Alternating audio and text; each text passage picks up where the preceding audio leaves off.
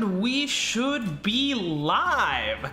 Hello everyone, welcome back to Ace Attorney for the first time, I think, actually doing this on time, you know, not having to delay it just about like 30 minutes or something for some random ass reason. Here we are.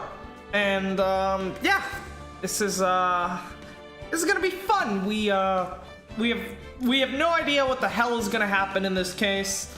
We're going into this literally, all I know, Maya is wearing a maid outfit for some ungodly reason.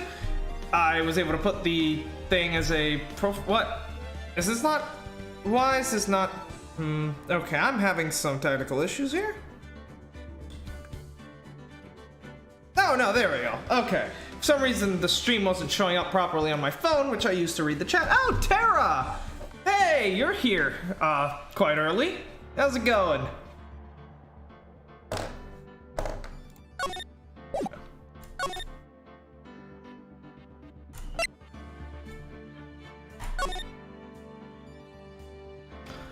That Turnabout Memories, the stolen Turnabout. And now we're going into episode 3, Recipe for Turnabout. Okay, so we have Maya as a maid. We have some dude with a funky looking Google glass over here. And a different person wearing a maid outfit. Alright, whatever. Recipe for Turnabout. I guess let's take a look. After this, it's Apollo Justice? I don't know. Oh, what the fuck? That's enough! This court sees no reason to further prolong this trial. This case is extremely clear. I see no room for misinterpretation of the facts.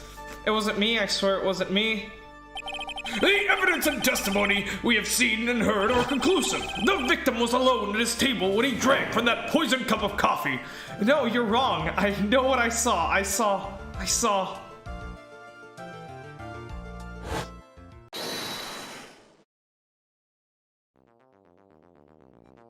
What is happening?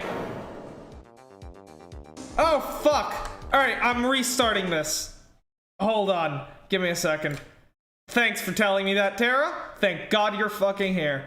Let me swipe over to this. Alright, I'll start the thing over. That wasn't... I was not expecting it to start like that. That kind of caught me off guard. Alright, let's try this again. Let's see, is this working properly? Yes, it is now. Okay, fantastic. Oh, what the hell? Alright, let's try this again. That's enough! This court sees no reason to further prolong the trial. This case is extremely clear. I see no room for misinterpretation of the facts. It wasn't me. I swear it wasn't me. The evidence and testimony we have seen and heard are conclusive. The victim was alone at a table when he drank from that poisoned cup of coffee. No, you're wrong. I know what I saw. I saw... Interesting.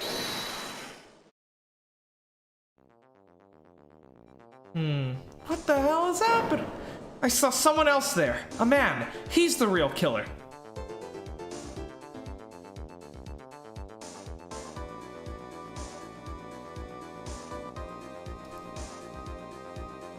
Okay.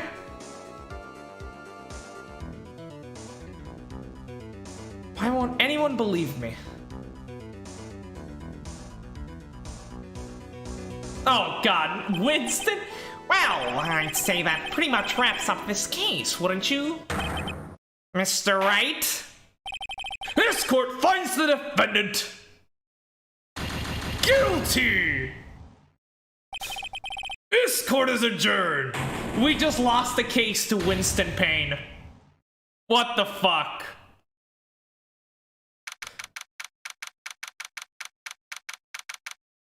So, we just lost the case to Winston Payne, which I'm honestly quite happy about this because it proves my theory that Winston Payne is a better prosecutor than Gatto, because Gatto still hasn't been able to beat us. So, you know, There you go.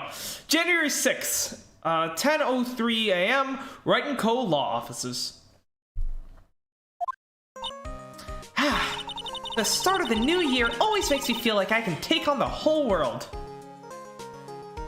Pain without his hair looks not good? Debatable. I bet it does, Maya. So, I decided that our resolution should be Zavari! Take on the world! What do you think? Sure, whatever, but I think maybe you've had more than enough mistletoe cake. And I think you've kind of been affected by the last case in a very negative manner. Never! You've got to eat a lot of cake during New Year's. It's practically a tradition. Like watching the fireworks on TV, or playing a board game. Hey, pal! There's only one person who this could be. Detective Gumshoe, what the hell are you doing here? Turnabout Sisters theme playing in the background is amazing, by the way, so catchy. Yeah, it's great. Detective Gumshoe. Happy New Year, Detective! Likewise. Now listen up, Bright Iron Wanna! Here's to another fruitful year of lawyer-police cooperation. Yeah, me too. Pal, you've got some explaining to do! Have you got a holiday present for me, Detective? What?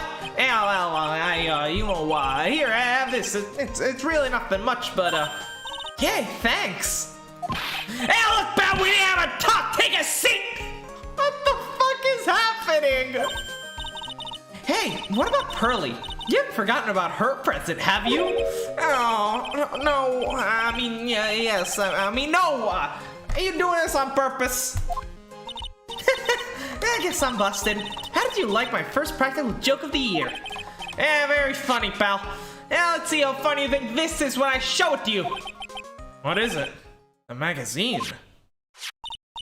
Hey, I want to see. Deadly poisoning brings guilty verdict. Defense attorney Wright trounced. Wait, what? Was that not us? Hold on, give me a second here. Turnabout Sisters see Gush is my favorite character along with Edgeworth, so based. Pearl is also kind of based. Yeah, Gumshoe and Edgeworth are amazing. Trounced? Let me see that. The defense attorney gave an almost childishly amateur performance yesterday. What the heck is this? It's a report, pal, about you! Listen to this. Mr. Wright must take full responsibility for the ruling in this case. Yeah, well, don't tell me you don't remember anything about it. But I don't remember anything about it. When was that issue from anyways? December of last year. Which I guess makes it last month. Which makes it old news, you mean? I wasn't involved in a poisoning case in December. Being framed. So what do you think this is all about, Nick? Now I remember this case completely. This is gonna be great. I mean, I hate the fact that Ace Attorney shows you who the killer is in the cutscenes. I really don't like that. Whoever the killer is seems to look remarkably like Phoenix. So, I mean, it's more than likely they impersonated me to run a fake defense case to get whoever they framed for the murder proven guilty on purpose by essentially just giving a shitty defense. Pretty smart. Yeah, if it wasn't you, pal, that leaves only one possibility. No way. You don't mean a phony Nick? This must be Gumshoe's idea of a joke. Guess he started off the new year with one too. Article from December 5th says I was trounced and my client was found guilty. So, what are you gonna do about it, pal? What do you mean, what am I gonna do about it? Well, it's your fault that the judge found the defendant guilty in this case. My fault? How do you figure that? Because the Phoenix, right, is super famous now. Well, maybe only sort of. Hey, see what happens when you hotshots start getting too full of yourselves? But I didn't do anything wrong. At least not that I can remember.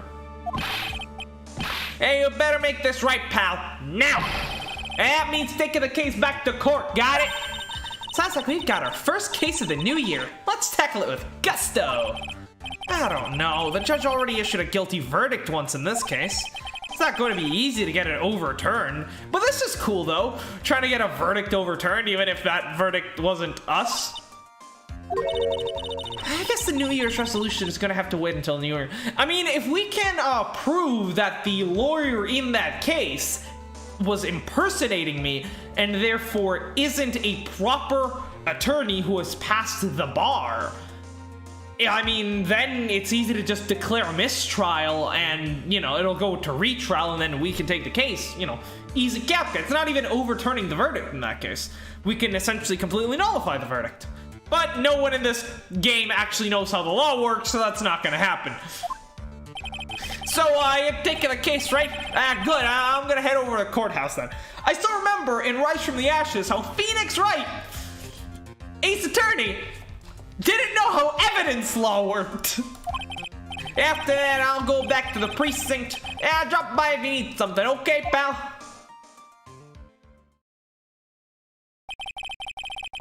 I guess people are starting to know the name Phoenix Wright. Which Maya Sprite? If a client entrusted a case to me based on my reputation, I guess I am kind of responsible. But why would someone want to impersonate me?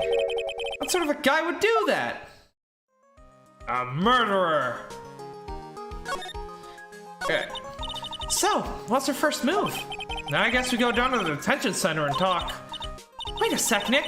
This person's behind bars because of you. Whoever it is isn't going to be jumping at the chance to meet you, right? Hey, let's get one thing straight. It wasn't me. It was a fake me that did this. I wonder if he looks exactly like you. You're phony. Zin Eop, I mean. Why? Why, though? I hope not. Ugh. What kind of name for an evil double is Zin Eop, anyways? The one where she looks like from the side where she smiles, not based. I'm actually not even sure which one that is. Nick, I've got it. If you're gonna ask whether I've got a twin brother, the answer is no. Spoil sport. I mean, just from a statistical standpoint, based on like the amount of people that there are in the world, there's usually one or two people in the world who look pretty much exactly like you. And it's just statistics at work. Did you notice Gumshoe was acting weirder than usual? Or was it just me? And what do you mean? I mean, he was really worked up. Like a guy who's just found out he's going to be a dad or something. Yeah, I guess he was acting kind of strange. Maybe he realized he's got strong feelings for you, Nick. Considering how we interact, I seriously doubt that, Maya. Also, my heart is taken by the one and only Edgeworth. Yes, wanted to apologize for stuff I've been writing in your chats. From now on, I won't sex roleplay. I mean, don't worry. You don't need to apologize. I'm not mad. It's just I'd rather have the chat be such that, you know, when someone new shows up, like, oh, look at this channel. They're streaming Ace Attorney. I'm gonna go check this out. And then they see, I'm gonna suck your cock. I'm gonna fucking murder you, blow your brains out, and then suck your cock with them. In the chat. You know, it might be a bit of a turnoff. So, I'm not mad. I'm just trying to make the channel a bit more accessible to new viewers, you know? Well, if he wasn't nervous because of you, then maybe it's because of our new guilty client? Interesting. So who could our client be then? Our Affairs Department. Alright, well, let's head to Criminal Affairs first, since it looks like it really wants us to go to the detention center. January 6th, Police Station, Criminal Affairs Department. It's been ages since we came down to the precinct, huh? Nick? Why is there another? Oh god, there's so much wrong here. Okay, first of all, there's a second blue badger. That's already cursed in and of itself.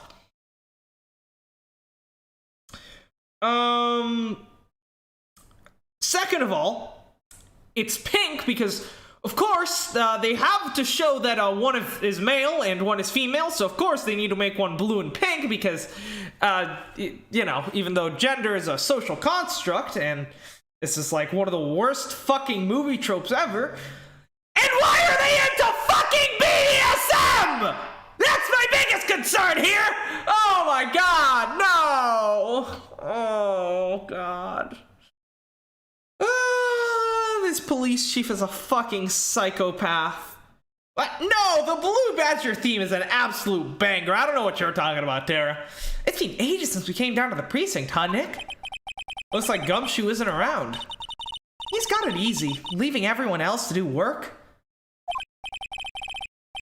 No, he's out there somewhere. My bet is on the courthouse. He's probably trying to arrange the retrial of this case. Guess that means we should go to the detention center and chat with our killer, huh? And after being convicted without a fair trial? I'm not sure killer is the right label. Oh god, let's see what he has to say for himself. This must be the chief of detectives here. He's glued to his computer screen. What? Master Mask turned up at the bank? What's he doing? Hands up, you scalawags, you're under arrest. That's our job. Looks like Ron Delight's opted for a new career. Oh, so he's a vigilante now. Interesting. We gotta get all this sweet Ace Attorney lore and world building, right?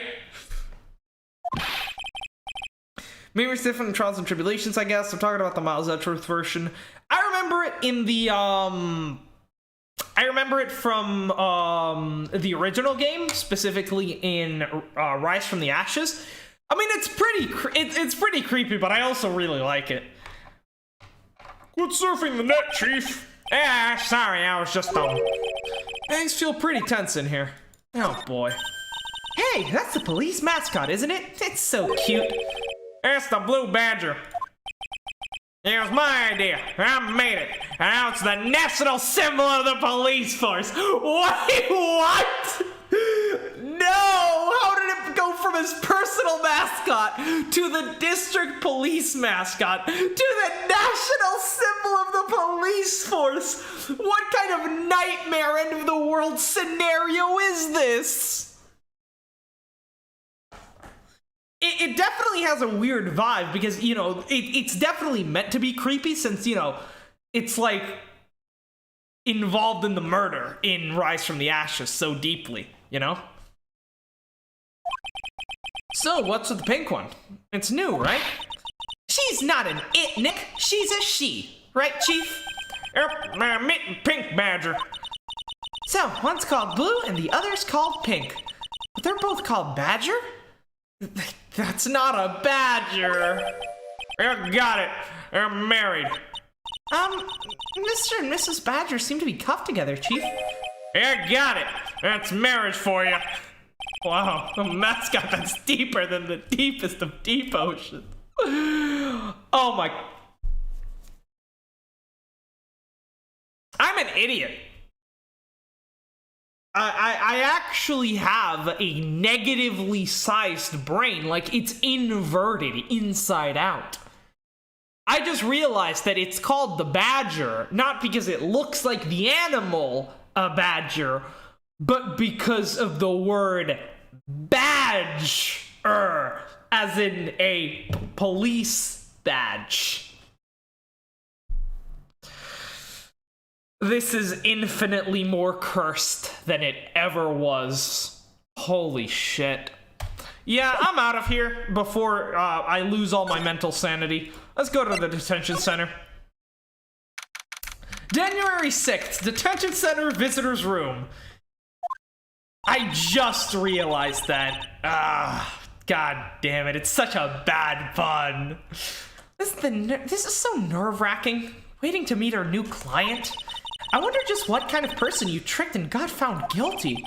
Keep it down, Maya. That kind of talk could ruin me. I'm gonna get disbarred. Ah! Of course it is. Oh, now it makes sense why Gumshoe was so pissed. Oh, what was her name? Maggie or something? Fuck, I forgot what her voice was like. I need to go look that up again. Give me a second here. I need to,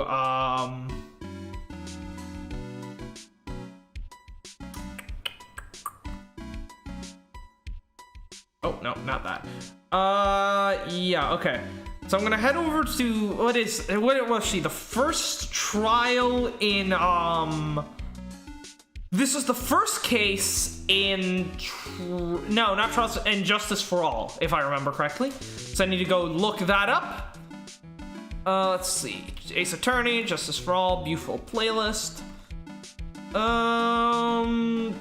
There we go.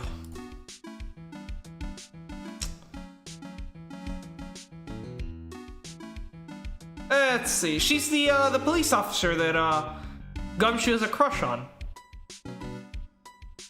Here, I need to see what voice I did for her so I can try to replicate it, you know?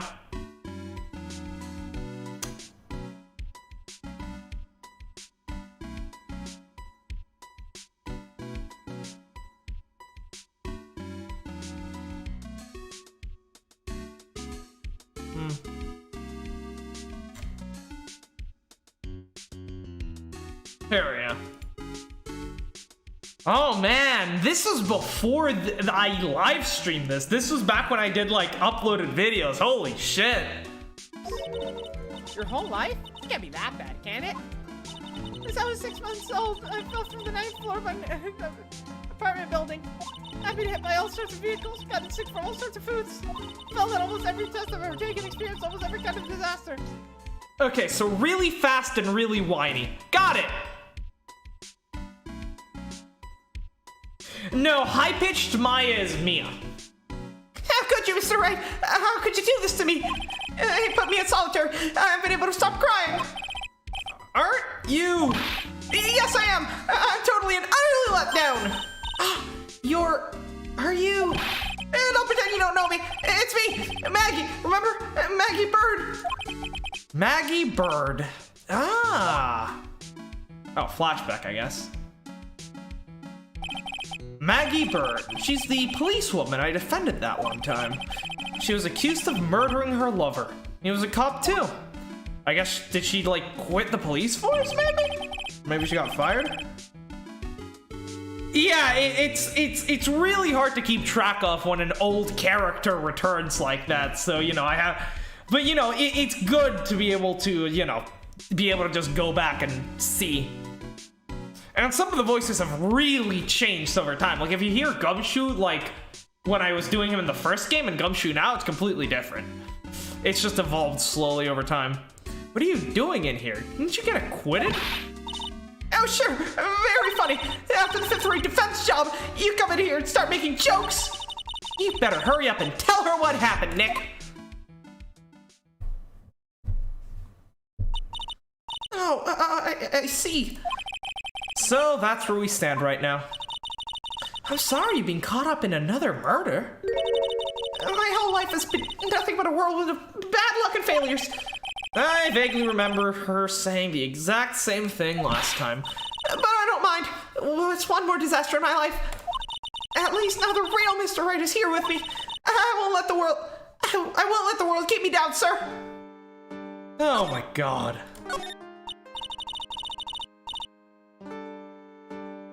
So, how come you're dressed like that, Maggie? Nicholas did Maggie wrongly? Who's Nicholas?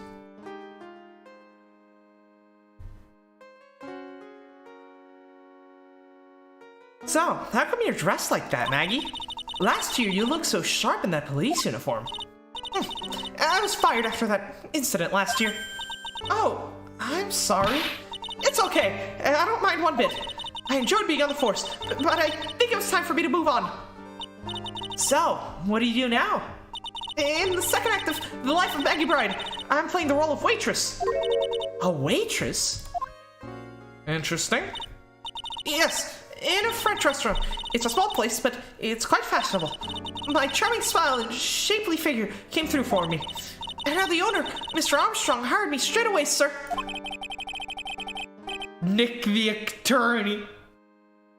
Okay. Nicholas. Sure. I guess we'll go with that. And then you got into this mess right away, right? Yeah, you could put it that way. Alright, give us the deets. This whole mess started on the 3rd last month, but it happened at Tribulations. Stray Bean? Yes, it's a restaurant where good service and friendly smile are always included. Wow, why does my wrist itch so much? Oh. There were two men at the table, both drinking coffee. Yeah, this guy definitely looks a lot like Phoenix Wright. And then... It's fairy dust. Definitely not drugs. One of the men slipped some poison into the victim's cup. The victim took just one sip and was gasping for air. I was so shocked, I passed out. Hey, hold on there, Maggie. What? You keep calling the guy the victim. Didn't you know the guy who was killed? Not at all. I've never seen that guy before. This is the case of the gay-ass chef? Interesting. Oh. So she wouldn't have had a motive to kill him either then, I guess. And the other man, the killer, you saw him, right? Of course. A good waitress must be attentive with the clientele. So, you saw the killer, but you were found guilty of the crime anyways. How come? You tell me, Mr. Wright! I guess the answer to my question is my phony. Anyways, you saw the killer. Better see if you can get the description of the guy. Ah, yes, my arch nemesis, Phoenix Wrong!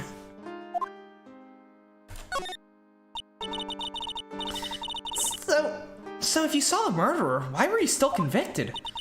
Because no one else saw. Saw what? The other man. The one who put the poison in the victim's coffee. Everyone testified that way. Mr. Armstrong, the customer, everyone. The victim was sitting alone at the table the whole time. But how's that even possible? I don't know, but nobody, not one person would believe me, sir. Even Phoenix Wright, my one hope for a fair trial failed me. What a pathetic defense! My granny could have done a better job! Look, that wasn't me, okay? And then I found something a bit incriminating in my apron pocket. What? A small bottle of poison. Yeah, this seems quite similar to that, I don't remember what the incident number was, but, the death of, Diego Armando? Mia's boyfriend. We learned about it back in the first case in this game, how he was poisoned by, that Hawthorne girl. That's a spider. Is it on the inside or the outside? Hold on, I need to deal with this. It's outside! Thank fuck! I almost had a heart attack! But yeah, during the first case of this game, we learned that, Delia Hawthorne, Phoenix's ex-girlfriend, murdered, Mia's boyfriend Diego by, poisoning him with a small bottle of poison. So, I mean, I don't know why. It feels like some parallels with that case might be being drawn. I don't know. What? Poison? It was in your pocket? Well, I passed out when the victim collapsed. The killer must have slipped the poison into my pocket when I was unconscious. Bruh. Why did you go unconscious? You're a trained police officer! And no one else saw this other guy. No, sir. That's what everyone said, but I don't see how they could have missed him. Why the hell is Detective Jake Marshall, like, the only competent member of the entire fucking police force? Holy shit. The other guy. I was the one who took the coffee to the two men. Oh. And what was your impression of them? Well, when I first saw them, I kind of thought they might be in the music industry. In music? How come? Well, one of them had some sort of earpiece, and an emo musician's look about him. Oh, emo music, let's go! And there's a sample CD on the table, sir. Yeah, emo music is amazing. Oh, an earpiece and a sample CD. Ah, did you get a look at the CD at all? It had band's name written on it. I think it was MC something. They must have been preparing for their debut, I guess. Okay, not emo. It's a rap act. So, it was a band CD. Maybe a promo disc? Maybe it was an MC screwdriver. Get serious, Maya. Would you buy a CD of a group named that? What was the name of that group again? MC Hacksaw? No, MC... What about the killer? What did he look like? Well, I don't really remember. I only saw he was a young man. Well built like the victim, really. Okay, so nothing much useful here. Tell me about the magazine. Oh yeah, I need to ask you about this. Emo music means Shin Megami Tensei Nocturne OST, basically? Not really. Probably call that, like, Christian rock, you know? Let me ask you about this. Hey, this article's about my case. Can you tell me anything about the guy who was pretending to be me? Yes, sir. It was the morning after I'd been arrested. I met you in the visitor's room here. You were wearing one of your super sharp suits. I really do not like the image of Phoenix Wright from the front. It looks absolutely cursed. Me? Yes, you, Mr. Wright. Hey, Maggie. Was my evil double AM here too? No, I don't remember a phony you, Maya. Oh, that would have been so cool. Then you got really worked up and passionate. I'm gonna get you cleared. I'm gonna get you cleared of the scrum. You said. Yeah, it's the hip hop industry. It's the guy. Oh God. I will stand by the fact that Shin Megami Tensei is Christian rock. Okay, I got the picture, but you've met me in person before. How come you didn't realize that the guy wasn't the real me? I guess, looking back now, it was a little strange. Only a little? Well, okay, so you were a bit taller than normal, and you look a bit shady, and your voice was a bit weird. Oh, and you had this kind of funny accent, and so the guy was nothing like me then! But he had your spiky hair, and a blue suit. Is that all it takes for someone to imitate me?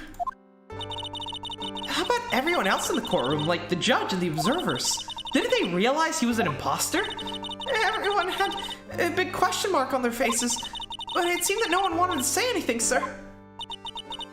This case just keeps getting weirder and weirder. What the fuck is happening? Mr. Wright, do you think it's possible to get a retrial? Probably. The court ruled in the absence of a genuine defense attorney, so we should be able to get a retrial. Mr. Wright? Do you think we'll win next time, sir? My life has been a full course meal of bad luck, complete with a defeat for dessert. Since I was 6 months old, when I fell from the 9th floor of my apartment building. I've been hit by all sorts of vehicles, gotten sick from all sorts of foods, failed at almost every test I've taken, experienced every kind of disaster. I even landed a phony lawyer when I had the misfortune of being accused of murder. The second time! My fucking God. It just keeps adding up. Holy shit. Talking about the themes unit, it's probably Christian rock with themes of Shinjuku Hospital after conception, especially if you cannot tell me that ain't goddamn emo music. Not saying it's bad, I love Shin Megami Tensei. Normal battle and Battletown are amazing. Throw in a Mala Network and it's a wrap. Well, I'm gonna be playing it tomorrow, so I guess I'll be the judge of that. But I will survive because Maggie Bride always lives to fight another day. And one day I'll find it. Just you wait and see, sir. I'll find that one single moment of good luck. Shin Eop is really gonna pay for this. What are you staring at me like that for? But Maya's right. Whoever it is that thought it was a good idea to use my name and get an innocent girl convicted of murder had better watch out. We'll find him. Don't you worry. We'll get Zin Eop for you. Thank you. Oh, I'll tell you where Trey Beyond is. Trey, all right, the restaurant where the murder took place. Yes, sir. Where do you go? Please tell Mr. Armstrong I said hi. Sure. All right, Nick. Let's go check out this restaurant and its food. Yeah, the event has been up on the channel for a while now. And of course, show her my attorney's badge as always. That badge, is it real? Of course it's real. That's what they all say. I've been duped before. Give it to me for a second. Oh. She bit into it. And I left a few teeth marks too. I can see that. Why? I just wish I could remember if it means it's real or fake. That means it's real because gold is a really soft metal. I said it was real. Alright, I guess we're heading out now. I have to say use a guide because this isn't a game you can just go and enjoy. You need a guide or you will get absolutely ass fucked, man. Tara, I think you underestimate my skills. And yes, I will be playing on hardest difficulty. Let's go to Trey. Actually, anything new? No, okay, so we gotta head to Trey Beyond. Trey Beyond. Trey Beyond. JoJo Part 3 is so fucking good. January 6th, Trey Beyond.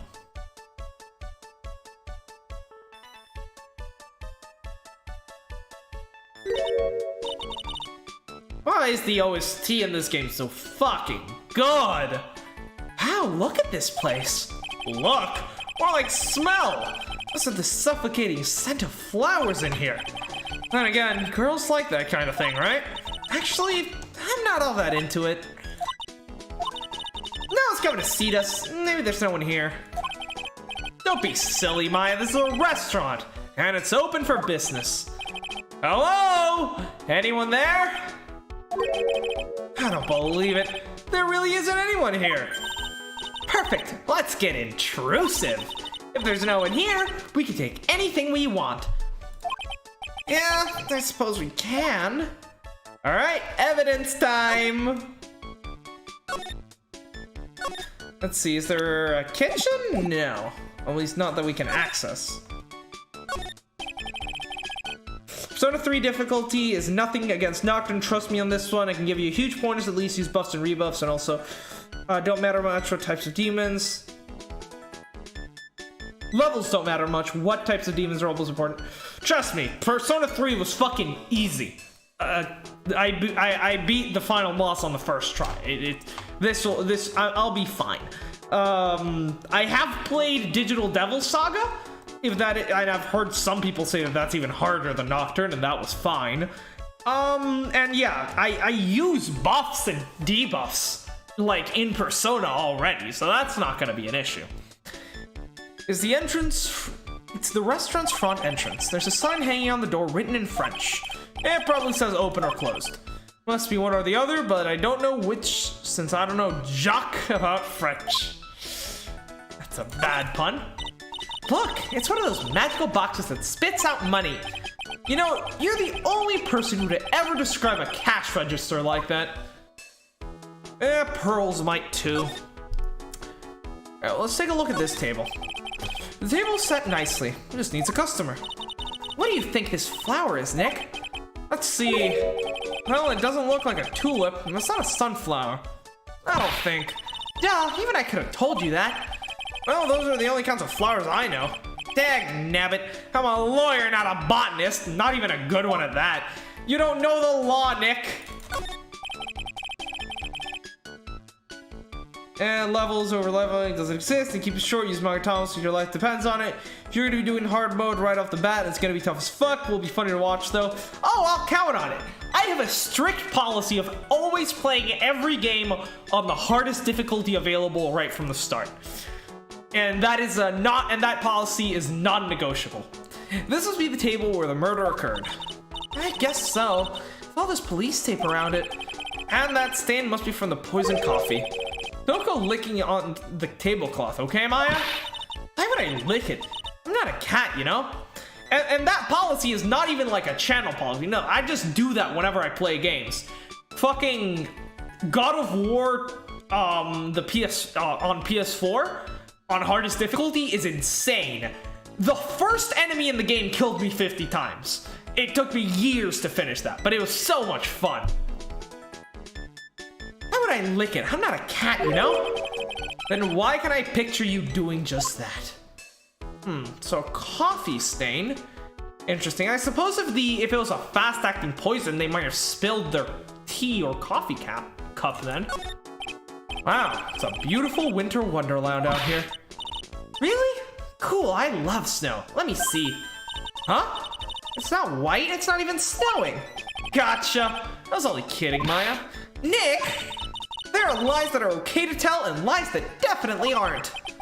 All I did was tell an itty-bitty white lie about non-existent white snow. It was a white lie, you know? This restaurant has partitions that separate the tables. When you're seated at a table, you can only see the tables to your right or left. Interesting. So right, that is important because if, you know, if there was a man sitting here, there's really not that many places where he could have been seen from. Oh, what's this? It's a rack full of fashion magazines, and they're all in French. Why don't you try wearing something a bit more chic sometime, huh, Maya? I guess I could. I'm always in my act-like clothes, aren't I? It'd be fun to wear normal clothes every now and then. Huh. There's something stuffed behind the rack. Looks like sports paper to me. Hey, look at this. Something scribbled a little doodle on one of the pages. MC Bomber. And 1, 2, 3, 4, 5 zeros. MC Bomber. Okay, so we have the name, some kind of price range, and Masque de Masque for some reason. Interesting. I mean, he's a vigilante now, so I wonder if he'll make an appearance this case. $100,000? Maybe? I wonder what MC Bomber is supposed to be. This paper. It's from December 3rd. This paper's from the day of the poisoning. Right, so someone was writing stuff down, possibly either the killer or the victim. What? I also love the challenge of playing hard games or on a higher difficulty. DMC3 is brutal, but the sense of satisfaction you stupid boss down, and you can finally progress. Amazing feel after hours of trying. Yeah, I don't know. It's like there's a difference between a difficult game and a bullshit game. Like I can play something like God of War or Metal Gear Rising on hardest difficulty and get my ass absolutely handed to me for like days on end, and I'll enjoy the hell out of it. But then I'll play a game like Sekiro and like I'll die to some bullshit and I'll like rage quit after like an hour because I legitimately do not think Sekiro is a good game. I think the difficulty is not, it's not implemented as like fair, tough difficulty. I think it's just bullshit through and through. Sports paper, dates from December 3rd, day of the incident, found at Tribulations.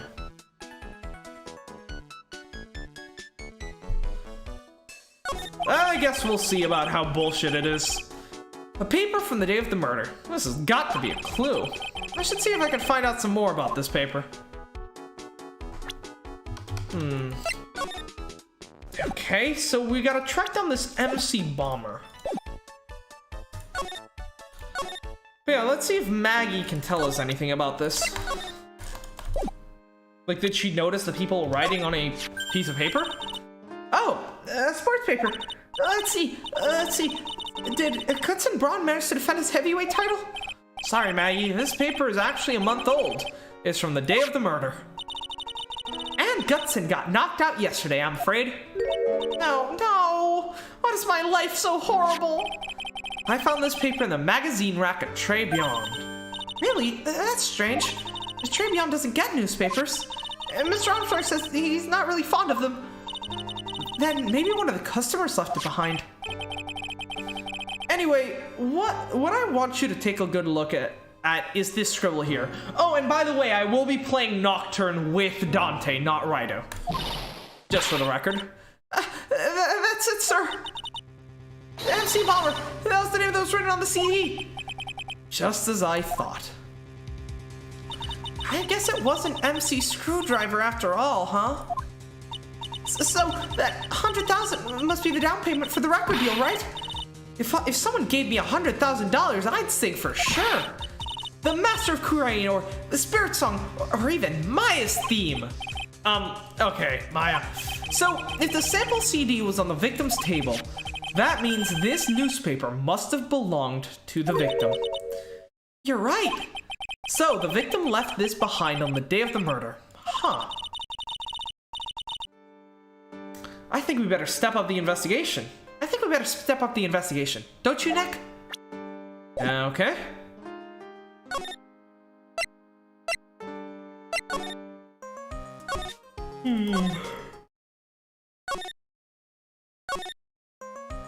Can we go to Tribulations? Only from here. Oh, okay. Here we go. January 6th. Tribulations. Ooh la la, bonjour. Welcome to Tribulations. Oh, hello. What happened to Maya? She's frozen stiff. Bienvenue! Welcome to my petite restaurant! What the hell am I looking at? Huh? Bienvenue? Oh no, my petite chérie! Huh? Me? Look at the face! Like a kitten rejected by its own mother! Or fatigue, non? Hello, you need this? An aromatic bath of oil melange of oil Leroux and La Rose. My personal recommendation. You think I need what? Oui, just add a couple of drops of this mixture to bath water and voila! It will suit your body and your mind. It's simply fantastic. Really? Oh god, I despise this already. Holy shit. Please tell me this guy only testifies once. Monsieur. Who? Me?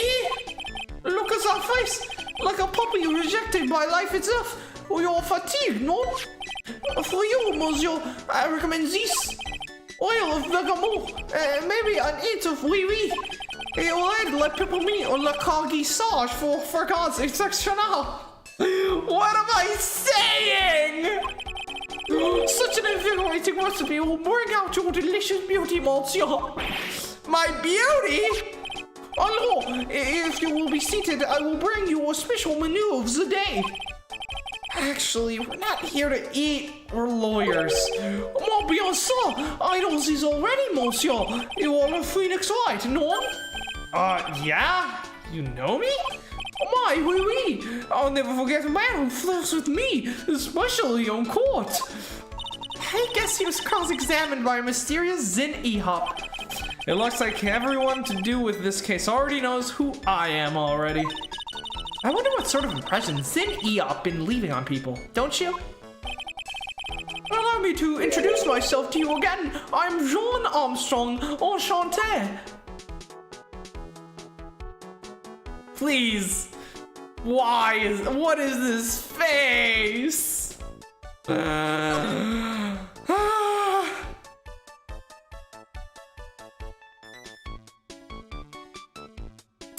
need a drink.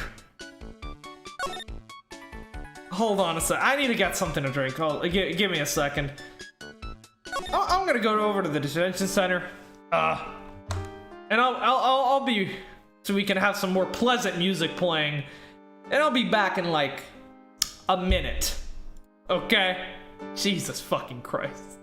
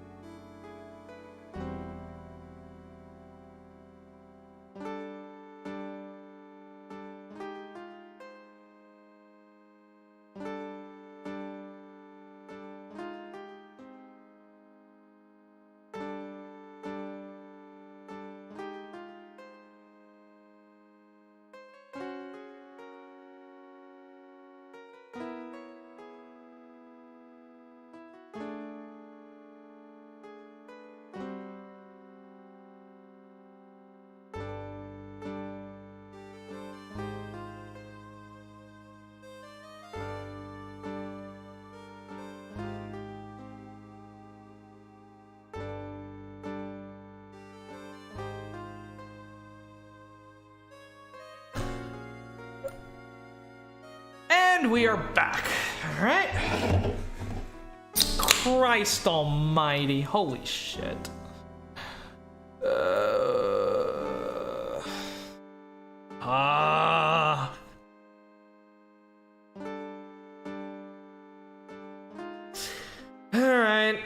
Oh, I need to switch back to the game. Okay, almost forgot. Jesus Christ, that would have been bad. Tribulations. Oh, God, this is horrible. What? Why the hell was a rap contract signing, a record deal, happening here of all places? Like, it seems kind of an odd location, you know?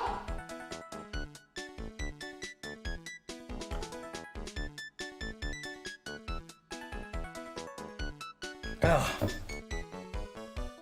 The real question is the chef gay or just European? That's the real question. Alright, let's talk. So, what does Trey Beyond mean? I know Trey. That means 3, right? No. Tribulations, François. In English, you would say very good.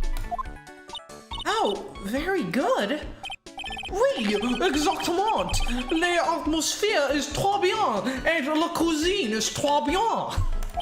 If the food is so good, why are there any customers in here? My cuisine is not for all. Some people, they do not appreciate la haute cuisine. I thought everyone liked hot cuisine. Since I've lost Maggie, I do not have enough hands. So you're running this place on your own now. Oui, for le moment. No one has answered my advertisement. Oh, pour moi. Please don't eyeball me while you say that. I'm taken. I am le chef. I am le manager. I am also a trained aromatherapist. A roaming what? A practitioner de aromatherapy. The art of soothing the soul with the delicate floral aroma. Jesus Christ almighty. Delicate. The smell coming from that bottle earlier was anything but.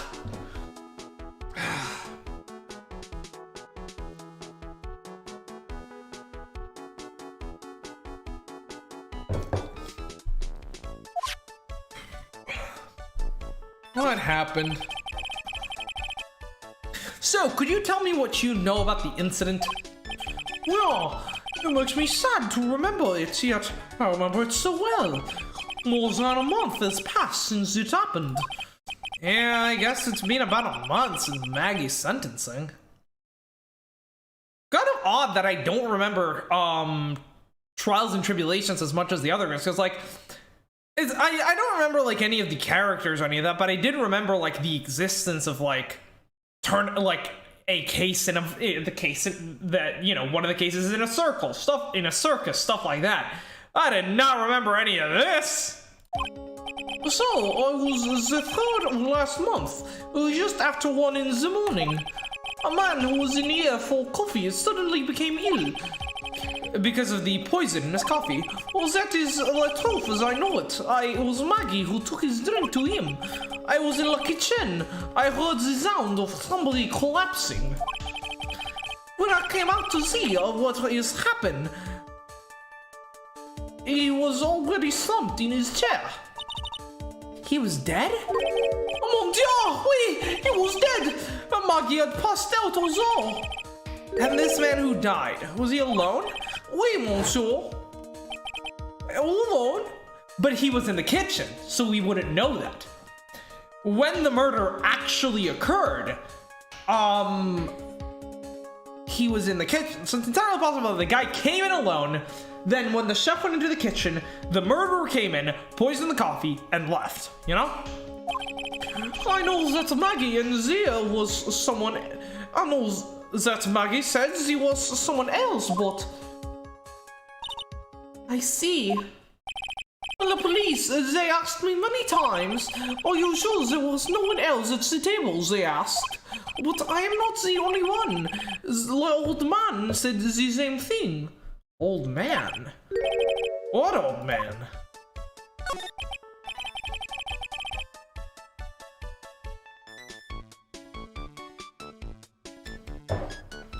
So who is this old man that you mentioned? At the time of the murder, there was another customer in here. What? Someone else saw it? Alright. Oh my, as usual, he come alone that day. At the time of the murder, he was here. He saw it too.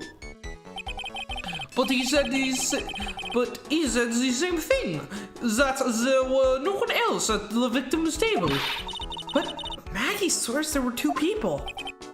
Why, mademoiselle, the lawyer could not prove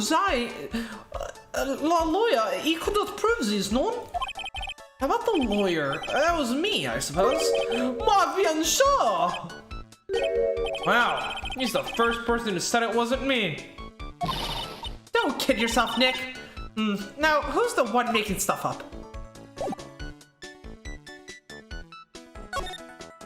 Okay. Let's ask him about, the case. Show him the badge. Please, monsieur, there's no need to show me that. You're more Phoenix White, the worst defense attorney in town. I think I can imagine how he formed this completely wrong impression of me. Last time we met, did I show you this badge? We flashed it to everyone in the restaurant. Looks like Zin E-Hop is a bigger fan of flashing stuff than you are, Nick. No, he studied me. He knows how to play the character perfectly. Even down to my compulsion to show that badge around. Yeah, let's see what he says about the case. I am not a lawyer myself. I do not wish to speak out of turn. But your defense in court that day was little, how you say, lacking, perhaps. Even the Frenchman who cannot speak any English could have done a better job. You are very cool, though. Oui, so handsome. Wow, I wonder just how bad the defense could have been. I mean, if it was someone who had no idea what he was doing, probably really fucking bad. Doubly so if it was someone who was purposely trying to throw a bad defense.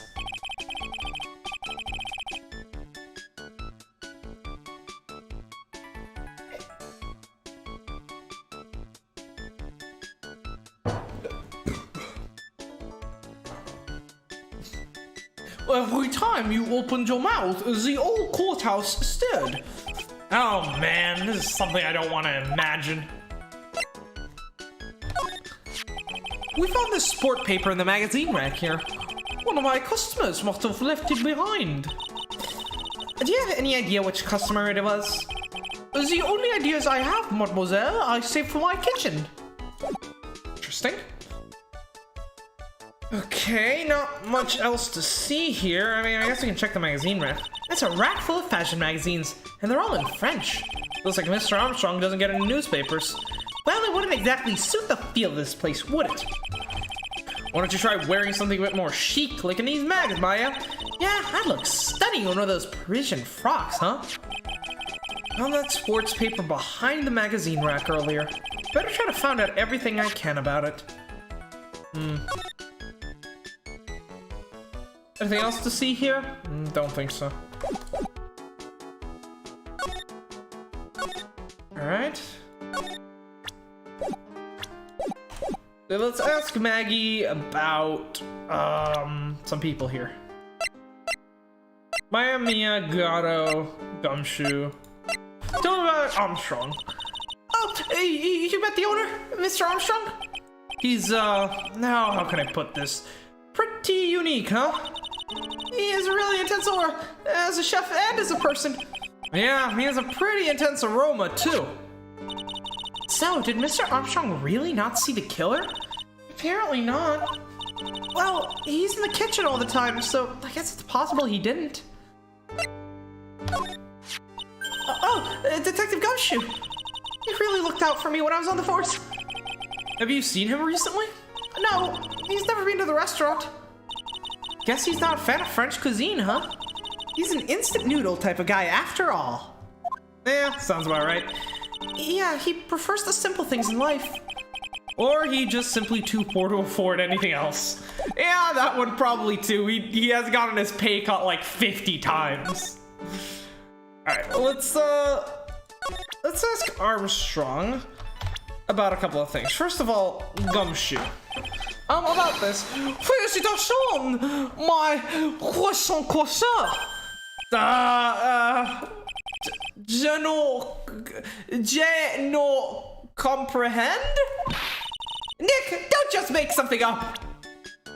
I think it's je ne parle François? I don't know. I fucking don't know. Alright, tell me about Maggie. Maggie was a policewoman once, n'est-ce pas? Yes, but she had to quit for reasons beyond her control. Oui, she was a suspect in the murder investigation, no? Oh, you know about that? Oh, that is why I gave her la perfume for la happiness. Happiness perfume?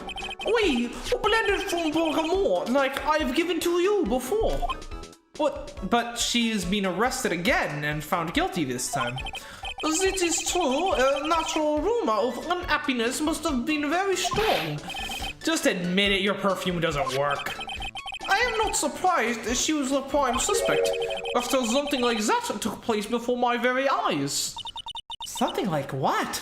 Okay, now we're getting into some good stuff, let's go! What is this guy talking about? Does this mean Maggie did have a motive? Hey, we got to ask this guy for more info. Stat! Okay.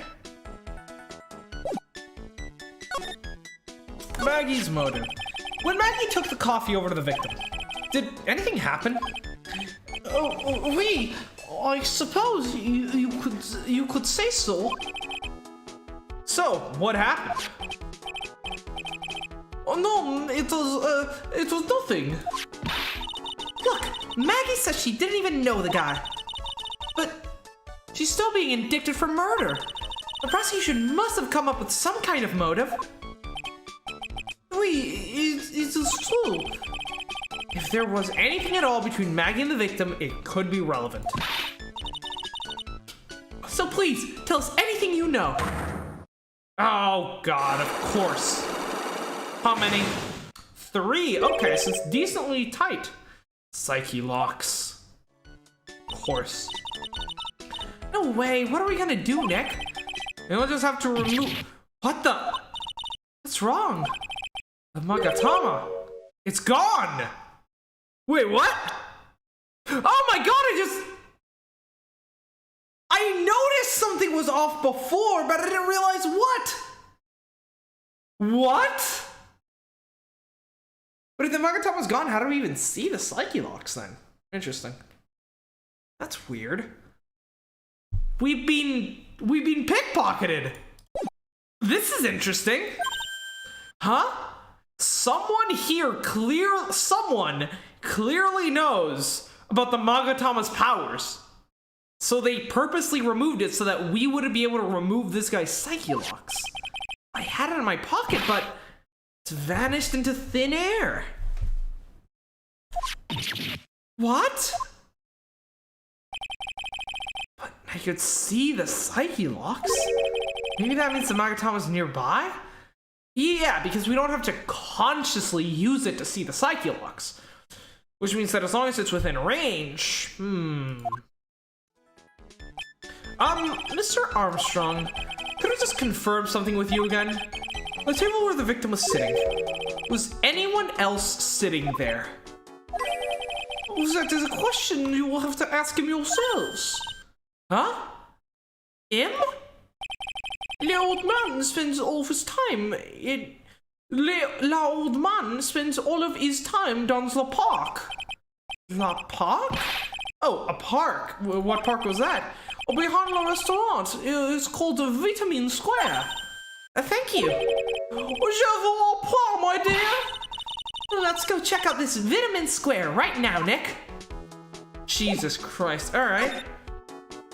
Could he have stolen this? Let's see. What is this place? So, this is Vitamin Square. Yeah, I see where they got the name from. The fruit screams vitamins at you. Hey, Nick! What's that? That's the guy, right? Isn't that the old man Mr. Armstrong was talking about? That grouchy looking grandpa? He's throwing seeds out for pigeons. Oh yeah, he's not throwing seeds for them, he's throwing seeds at them. What is that nose? He's hitting his nose so much it's swollen up. What the fuck? My grumpiness threat level has just been raised to red. Why does he have such an epic theme? What the fuck? Excuse me. Would you mind if I had a word with you? Yes! I just want to ask you a couple of questions. What's the matter with you? Get your seat, I'm busy! Don't you like my seeds? Yeah, pigeons! He's really chucking those seeds at them. That's gotta hurt. Go on! Eat this!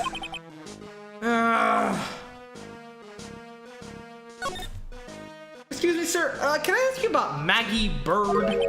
I don't know any Maggie Bird! Yes, you do. Maggie, the waitress at Tribulations. Ah, it's a disgrace, I tell you! Another disgrace! A disgrace? And innocent young girl revealing herself like that. Revealing? You mean her uniform? The youth of today, they don't have any shame. No shame, I tell you, not an ounce. Whatever happened to the old Bushido values of Japan, like honor and modesty?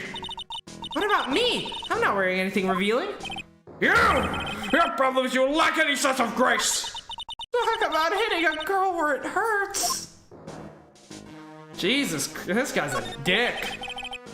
Do you go to Tribulations a lot? Huh?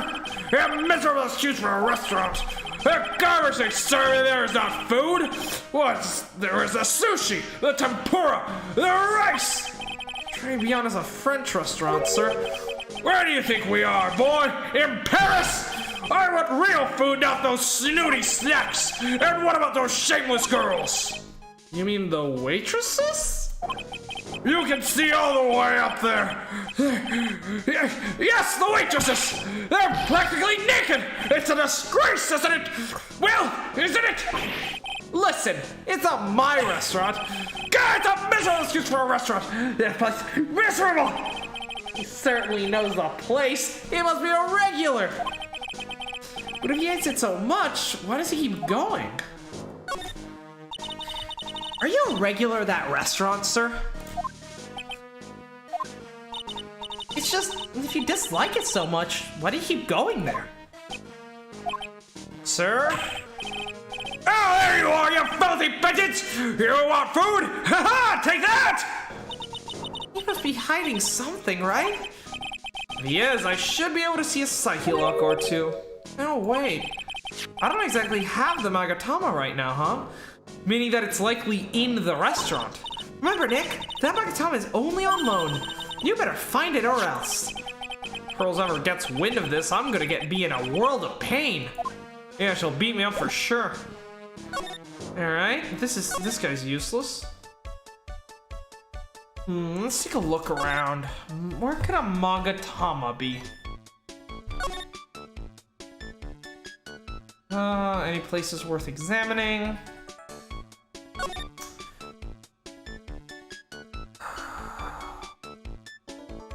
Let's try here.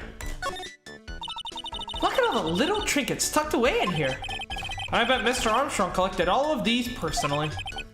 Let's see, a bouquet of flowers, some potpourri. Look, fine bone china cups.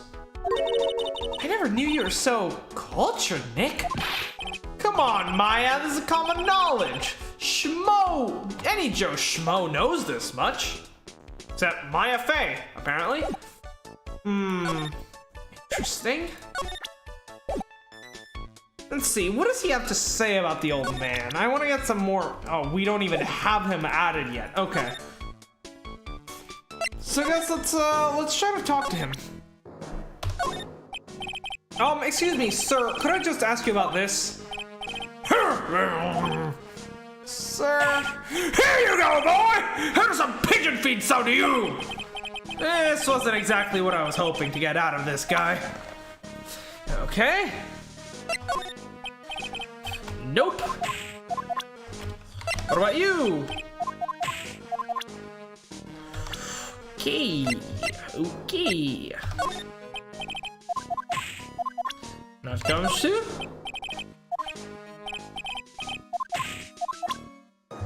John? There's nothing here for us to present. Interesting. Let's take a look around. Oh, that pigeon is different. Hey, look! Pigeons! Yeah, and heaps of them too. Did you know that pigeons are a symbol of peace? No, those are doves. That's a dove, not a pigeon. Poor things. So they can't be symbols of peace and harmony just because they're gray? Is that it? You're overthinking this one just a smidge, Maya. Why is one white, though? That's interesting to me.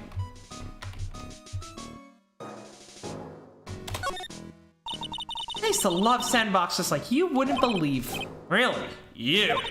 Sure, finding iron fillings in the sand of the magnet was my favorite thing to do. Iron fillings? Wow, that's too exciting for words. It was my ambition to collect every single shred of iron in the sandbox. I was such a kid back then. So, did you manage to get all of the iron? No, I never did. I think I came close, though. Come to think of it, I still have all the iron fillings I found way back then. You want them? No, not particularly. This place is so fruity. That's not a bad thing, besides I love apples. They're among my favorites. Then that apple cider is perfect for you. And what is so perfect about it? Oh, come on. Don't be a stick in the mud. Slide down a few times. Go on! Woo!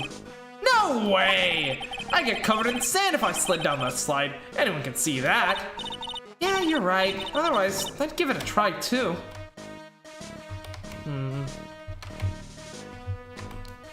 What about these strawberry? I don't know.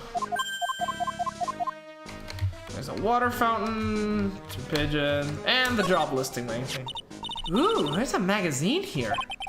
It's a magazine full of job listings. You disgusting rogue! Picking up something someone else threw away. Threw away? Did you throw this away? Are you looking for a job? Ah! That's none of your business. Sorry, I guess I'll just take the magazine with me then. I don't want anyone else having it. Give it back! Too bad. Now that you want it so bad, I don't want to give it up. Okay. Hey, that's mine!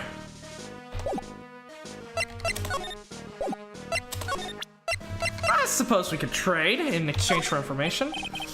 Excuse me, sir, can I just ask you about this?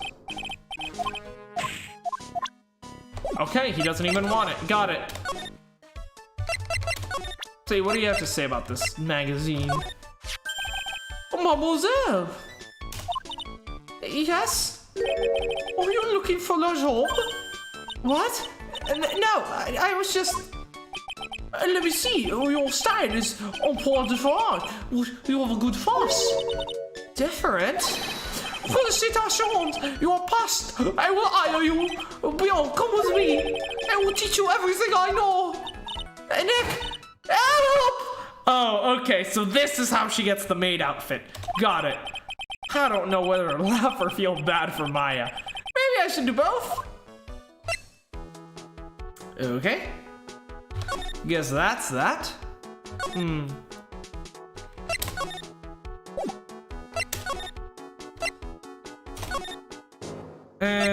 we talk to this guy?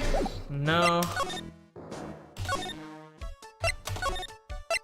Let's talk to this. Oh, okay. January 6th, Detention Center Visitors Room. Looks like they have Maggie in questioning. I guess I asked her pretty much everything. I'll come back if there's anything else I need to talk to her later. Okay? Running Co law offices? Oh, right, because Maya's gone, so we should be able to, so there should be something different here. January 6th, Wright & Co law offices. Poor Maya. Looks like Mr. Armstrong is really taking a shine to her. I suppose I'll just have to let her work at the restaurant for a while. I'll go pick her up from Trey Beyond once things have cooled off. Okay, well, let's check out criminal affairs. January 6th, Police Station Criminal Affairs Department. Help, pal! Have you found evidence yet? One that's gonna find her innocent? No, not yet. We only just started our investigation. Well, whatever you need to know, I'll give you the dirt on it. I'm putting off all my other cases for now, pal. Gumshoe's really fired up about this. Oh yeah, well, one more thing. The retrial's been approved. Court sitting at 10 a.m. tomorrow. And Gatto's gonna be the prosecutor. Oh!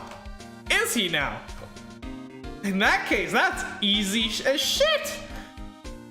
If all I have to do is go up against the world's worst prosecutor, this should be fine. Oh. Him. Now listen up, pal. If Maggie's found guilty again, yes? I'll make sure you get locked up good for it, got it? Oh, God. So, the guilty party was Maggie Bird, huh?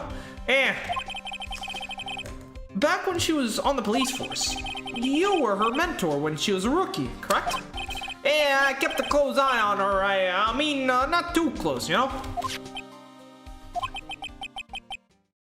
Hey, what's with the funny look, pal?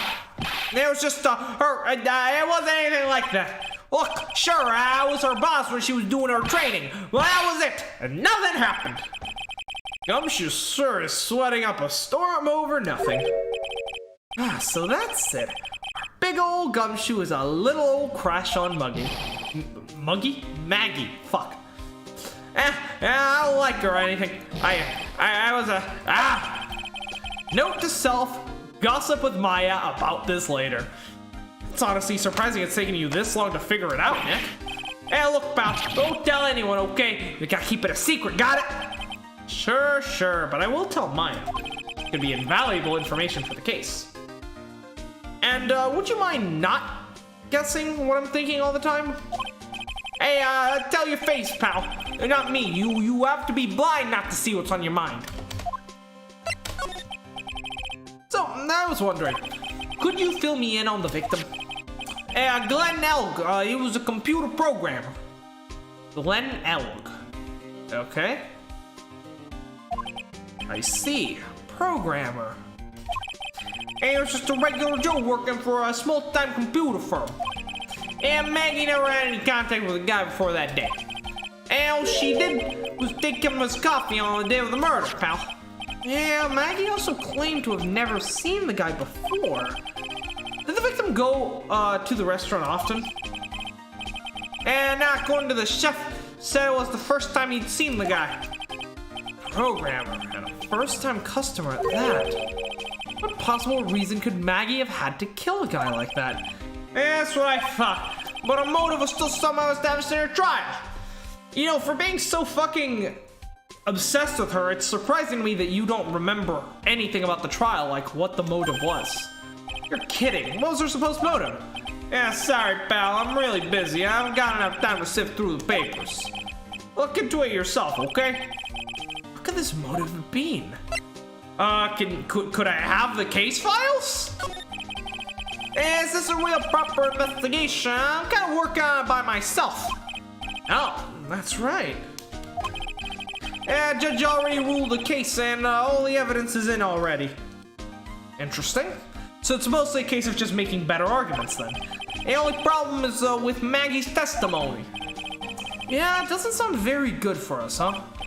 Oh, look, pal, I've got a mountain of papers on this case to look over for tomorrow. So I'm just gonna say this. Maggie Bird's no liar. And she's okay, she's a bit out there and a bit off base sometimes. But she's a good cop. She was a good cop. It's not exactly complimentary, you know? So, what do you think really happened? And just how contradictory is her testimony? Yeah, biggest problem with Maggie's testimony is the number of people at the table. Yeah, my thoughts exactly. Maggie still insists that there was another guy sitting with the victim. Yeah, right, but get this. Everyone else in the place said the guy was alone. Even the chef. And there's that CD. CD? Oh, right, she did mention something about a CD. And there was a sample CD on the table, sir. But our guys turned the place upside down. There was no CD. What? Not on the table, not anywhere in the whole restaurant, pal. But didn't Maggie say the victim was wearing an earpiece too? Yeah, well, that was for the portable radio in the front pocket of his hoodie. A radio? You didn't have a CD player? You got it, and your phony never explained that contradiction at all.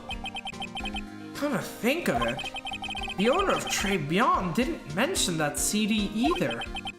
I don't know why, but I get the feeling Mr. Armstrong's got something to hide. Well, yeah, we know he does. This is not a surprise. Is that thing real, pal? I guess I'm gonna keep asking me that. Hey, I wonder what this phony of yours is like. He had Maggie found guilty for murder. Doesn't that tell you? I've got to track this creep down. I also have to try myself, but I asked this one detective I know how your defense was. And what did he say?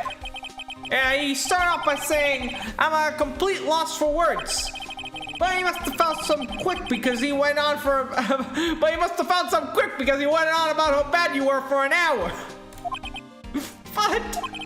He said you sucked so much it seems like you were trying to get Maggie found guilty. Exactly. Looked like I was trying to get Maggie found guilty. Yep. Hey, what's that? A sports paper? Yeah, I found it in the magazine rack at Tribulations. It's dated the same day as the murder. You may be onto something here. And take a look at this. See this writing here? MC Bomber. Hey, what is it? I heard that name somewhere before. Yeah, MC Bomber. Oh, he actually seems to be thinking for once. Astonishing. It's no good, I can't remember. And he goes back to being Gumshoe we all know and love. Hey, pal. Hey, I'm gonna borrow this paper for a bit, okay? I want to get handwriting analysis done on this scribble. Handwriting, huh? It'd be good to know more about that in any case. Yeah, thanks, pal. This will turn out to be an interesting clue.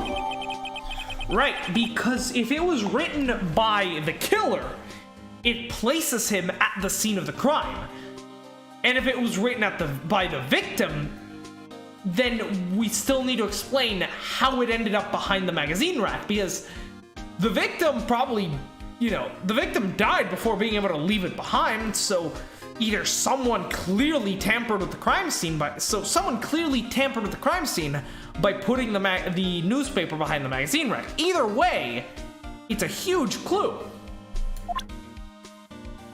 And what about the job listings? What do you make of this? Yeah, sorry, pal. All I can think about is Maggie at the moment. No, I didn't mean it like that. I meant... You don't have to explain, really. Alright, well, let's ask him about some profiles. Maggie? Have you gone to see Maggie? Yeah, of course I have. But I wasn't much good at consoling her. I'm not very good with words, pal. Now, yeah, I guess I must have looked a bit down. Now, Maggie was real supportive of me. Yeah, it was great to have someone to talk to. Did he go to her for himself? He's the one that got counseling out of it. Yeah, the chef of Tribulations, huh? You know what that chef said to me? Ooh la la, your body is full of the toxins. And then he gave me his bottle. What is it? Yeah, I don't know. Well, label says juniper. Yeah, I'm under orders to put a few drops in my bath every day. Under orders? Yeah, there's something about that lady. I mean guy. Huh? You can't stop thinking about him. Not like that, pal. Give me a break. He's not my type. I mean, I can't stop thinking that he's involved in this case somehow. Sounds like he knows a little something more about our charming chef. Interesting. And Glenn Elg. Programmer had apparently never even seen Maggie before. Interesting. And what do you make of this? Yeah, sorry, pal. All I can think about is Maggie at the moment. Yeah, welcome back, Tara. No, I mean like that. I meant, oh man, oh no. This is gonna spread all over the police department. You don't have to explain. It's fine. I did everything in my power to save Edgeworth, so, I understand what you're going through right now. Charming chef. So what exactly is it that caught your attention about the chef at Tribulations?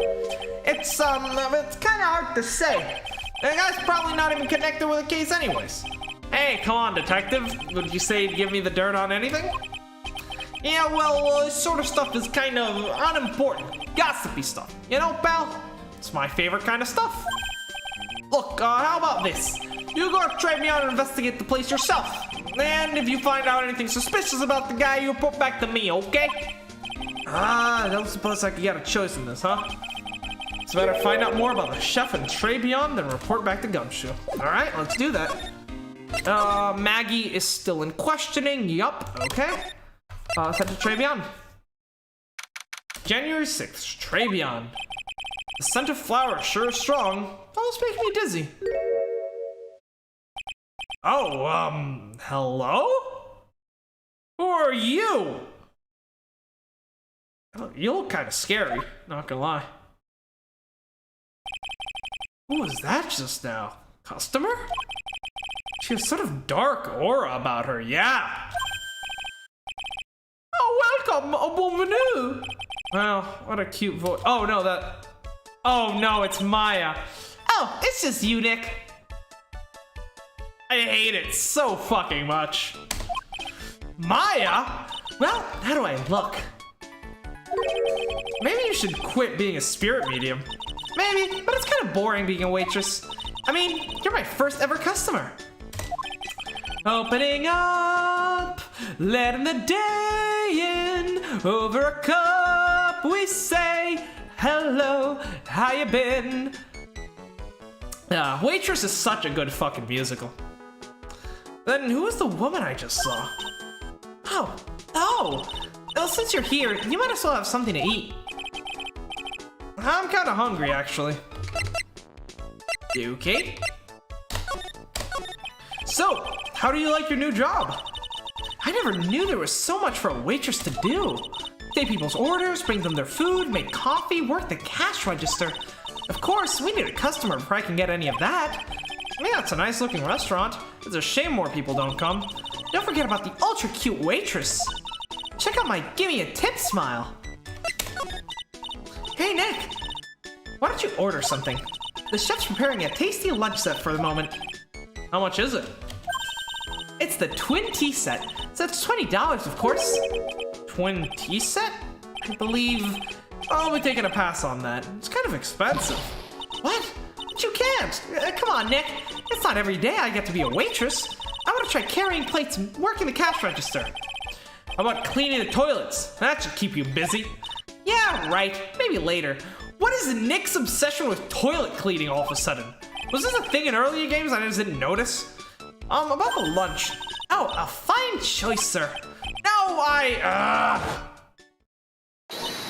Kitchen, a lunch special, please.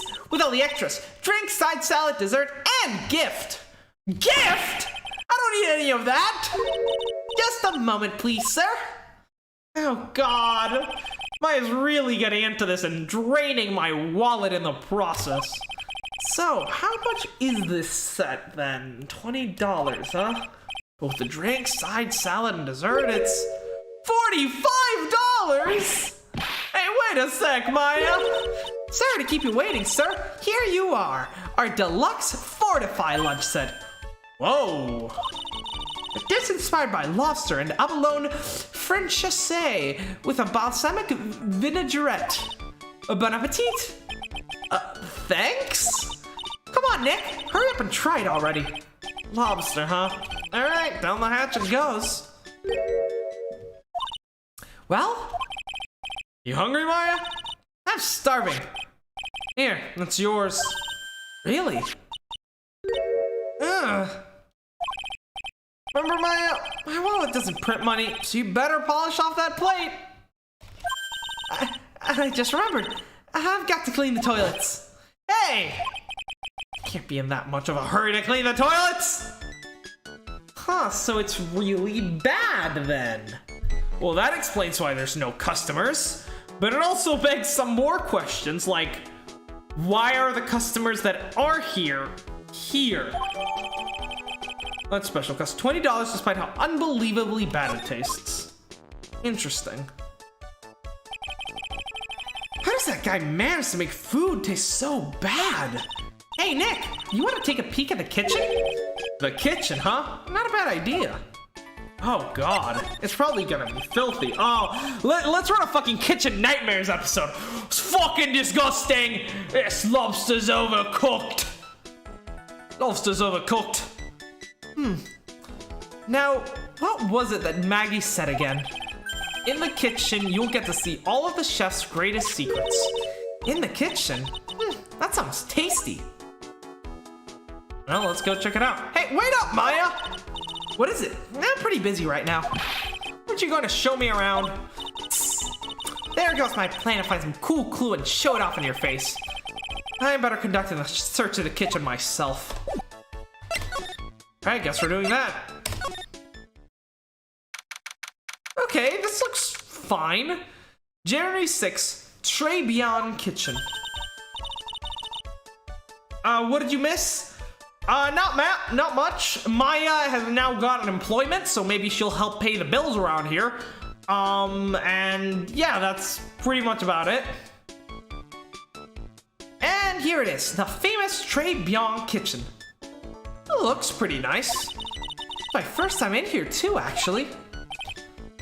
There's a weird atmosphere in here, that's for sure. Mr. Armstrong will be back soon, so we better search quickly. Chop chop! Okay, let's take a look. No clues here. What's this? It looks like a treasure chest or something. Wow, look at all these little bottles. Wow, they're aromatherapy oils. He's got so many, they're overflowing onto the floor. Let's see, 1, 2, 3, 98, 99, 100. They're all the same too. Hey, wait a minute. What is it? There's one bottle that's different from all the others. Poison? Well, what do you know? And it doesn't have a label either. And it doesn't smell. An odorless poison as well. So, what's that liquid inside then, I wonder? Do not drink it. Hey, Nick, we should borrow this. I mean, look how many bottles he's got. He won't miss one, will he? I mean, it's the only one of his kind, but yes, we will borrow this. Part of the kitchen, shape is different from all the other bottles, contents unknown. We should probably get that to forensics so they can examine it. Let's take a look at the rest here. Now, this is one large mirror. I bet this is where he makes himself look pretty. There's a book on the dresser. Clarice Armstrong's Bedtime Literature. Not exactly Pulitzer Prize material, is it? It looks like a collection of poems he's written. Poems? Cool. Read one out. And say it in your best French accent with intensity, okay?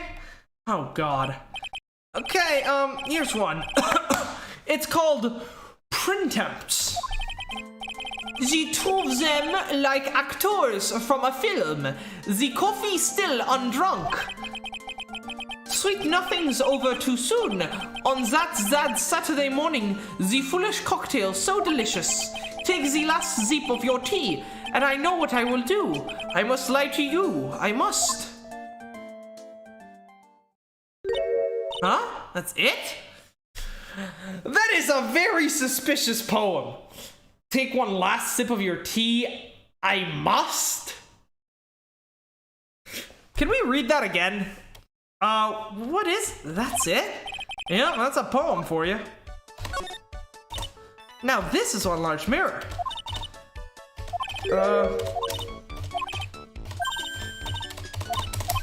Alright, let's take a look. The two of them like actors from a film. Okay. He really does have a toilet flushing fetish. Let's see, so two of them like actors from a film, clearly referring to the two people at the table. Coffee still hasn't been drunk. Actors from a film is interesting because it implies that they're playing a part or something maybe. Sweet nothings over too soon on that Saturday morning, the foolish cocktail so delicious. Okay. Take the last sip of your tea, and I know what I will do. I must lie to you, I must. So I think this is referring to the poisoning and making reference to the fact that there were two people there. Interesting.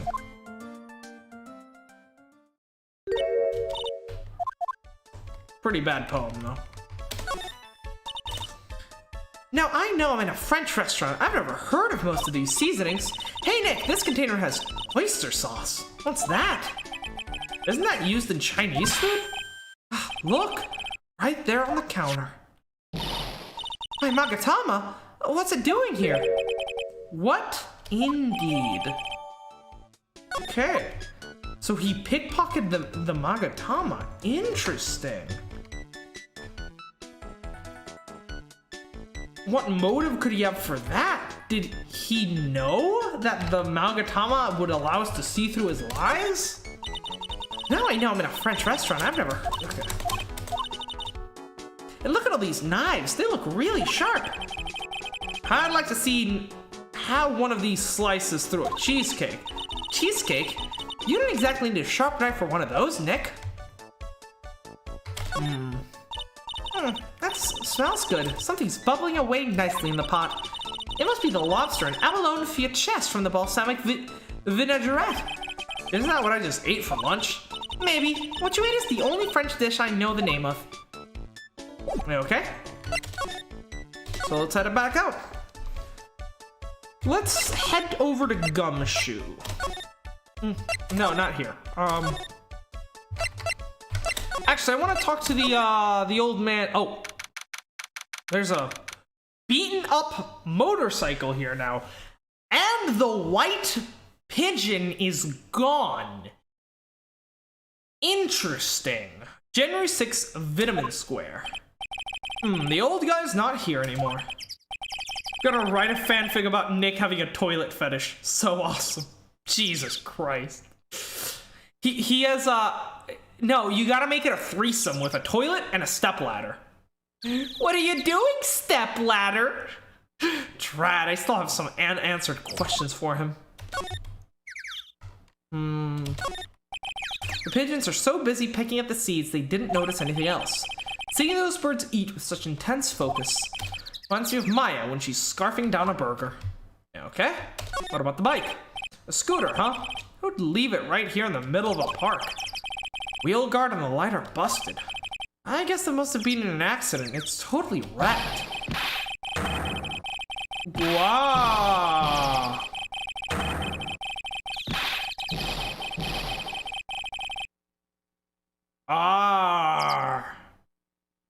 What the fuck just happened?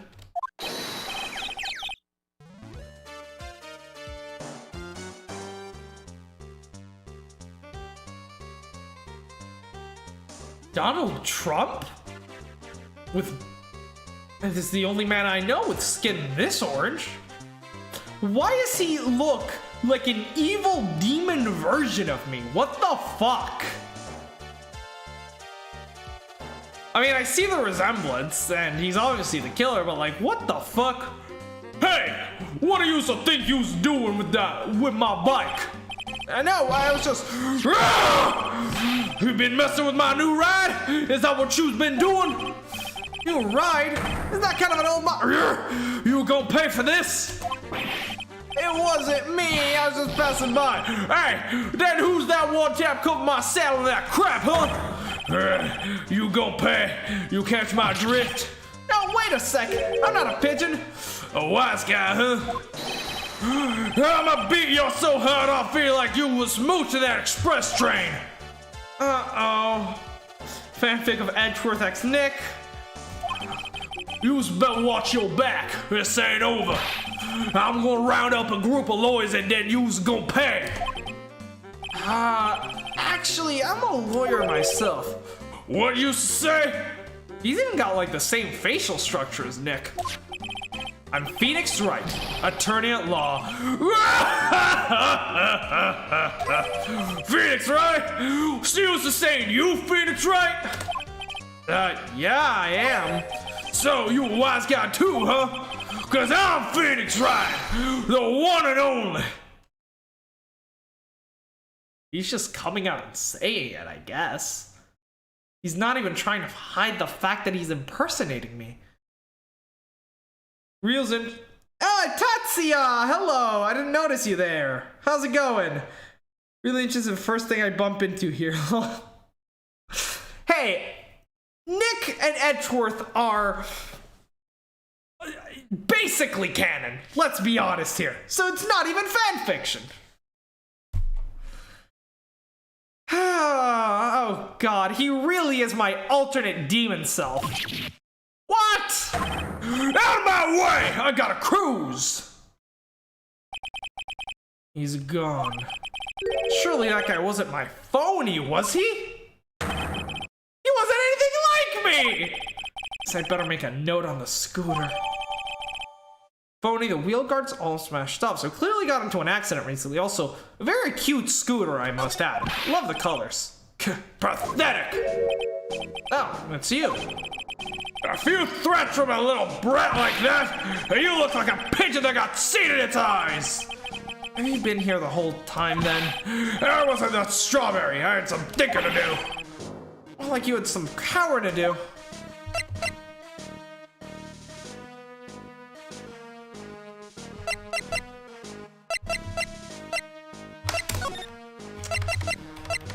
Yeah. Are you a regular at that restaurant, sir? Let's see if he answers us, if he's lying this time, since now that we have the Magatama. It's just that if you dislike it so much, why would you keep going there? Sir? Here you are, you filthy pigeons! You want food? Ah, take that! There we go. You lying piece of shit. I knew it. This old guy has got something to hide.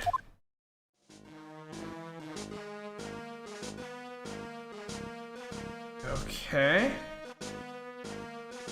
Early on, he apologized for all the stuff that he's done in the chat earlier. Not today, but like over the course of like a lot of streams. I don't know if you've been here for the times where they started doing sexual role plays in the chat. Yeah, not great.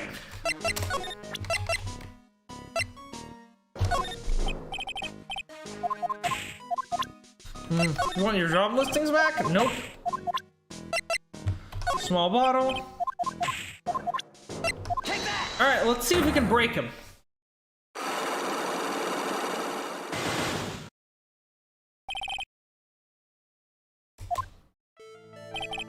It's time you told me the truth. Why are you a regular at the restaurant that you dislike so much? Isn't it obvious?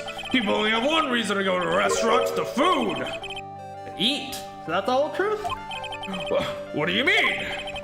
I don't think you go to that restaurant for the food at all. You insolent brat! How dare you accuse me? What proof you got? I'll tell you that not... I can tell that not you nor anyone else in the world would go to that place for its food. Take that! The proof is in the pudding, or in this case, the lunch menu. That's the twin tea set! The food at Tribulations is terrible and expensive. You're wrong! It's cheap! I'm rich! I earned money when I was a boy! Yes, I'm stinking rich! I haven't done a lot of work since I was born other than feeding the pigeons! What a load of crock! That tastes another story, but the price, that's nothing to me. So, you're saying that you go there because you got money to burn? Exactly! You have so much cash, I go for a swim in my money vault every day! Unfortunately, that's a lie. What? You don't have money to burn, you're flat broke. Job listings. Role-playing, that normal. Role-playing as fictive characters is pretty normal. Fun IMO, dude. Just sex role-play is not normal stuff. It really isn't. This is yours, right? My magazine! How would a rich retiree be looking for a job? I was... so what? I was looking for a job. I'm buying a lot at the moment. I need spending money. Oh. I don't go to that restaurant for the food. I just go for the Javasino. Yeah, I think you mean the cappuccino. Anyways, how much does a cappuccino cost there? $8. I said better be some golden beans. Oh, Tatsuya! Did you misunderstand what we meant by roleplay? Oh, God!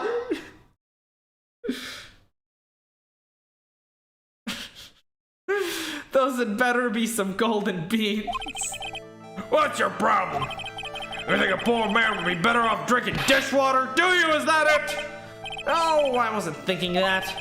I was actually wondering if the coffee is really that great. Oh, it's not, but anyways, yes, that place has free newspapers to read every day. Newspapers?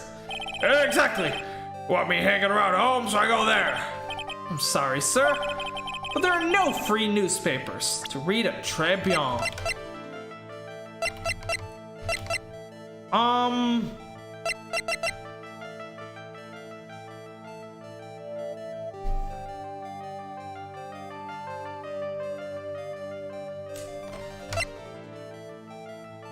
Let's see, magazine clipping.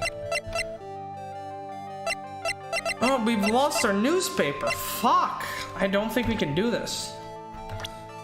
Unless we don't have the newspaper back, so we can't do that.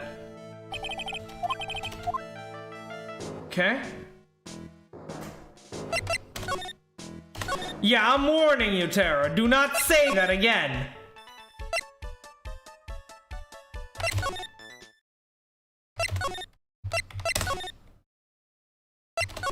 Okay. It's kind of sad. Okay. January 6th, Police Department, Criminal Affairs Department. Hey, oh, you're just in time. All right, I'm now that we got some music, so I can have that in the background. I'm gonna go get myself another Coca-Cola, cause I'm really fucking thirsty right now. Give me a second.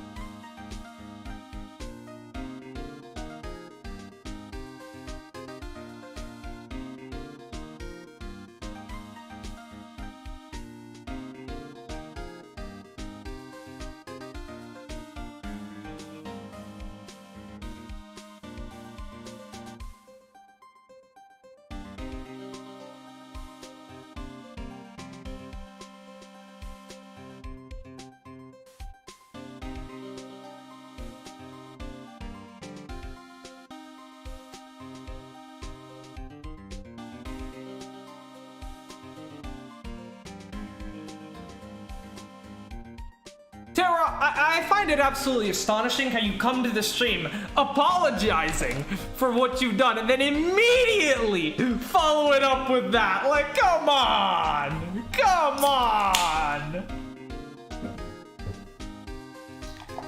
He's not a clown, he's the whole circus!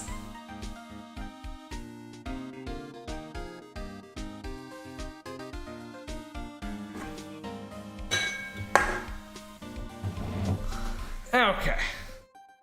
Let's continue.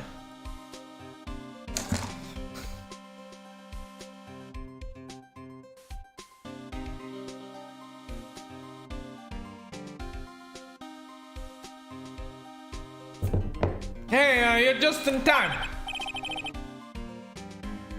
What is it, Detective Gumshoe?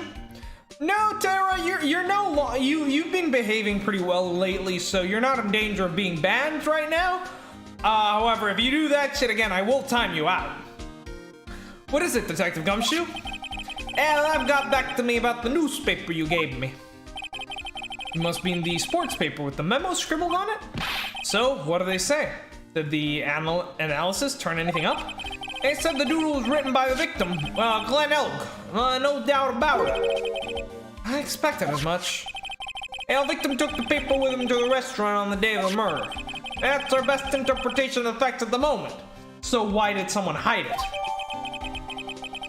Okay. I got a feeling I've heard that name somewhere before. Now, well, I guess it'll come back to me. I'll forget to report back to me where you find in the restaurant, okay, pal?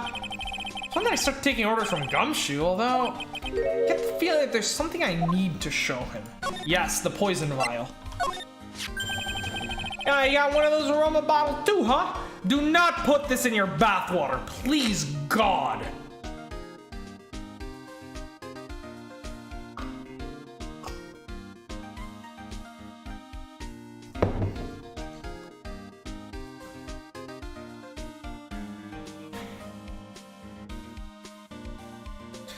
Tara, your entire presence is extremely cursed.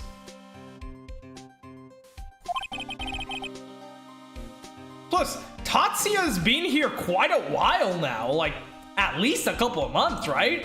He's definitely earned the regular title by now. Only this one doesn't smell. Ah, I don't getcha. This is mixed in with all the other aromatherapy bottles, but it's not the same. It doesn't even look the same. Wouldn't you agree? That cologne bottle like that doesn't smell, huh? Yeah, it smells like skunk to me, pal. Mind letting me borrow that bottle for a while? I want to send it to the lab for analysis. There we go. The victim was poisoned, so the contents of this bottle are pretty important. All right, good. I had a hunch there was something funny about that, chef. You suspect Jean Armstrong? Yeah, I've got that guy's number. I know what his secret is.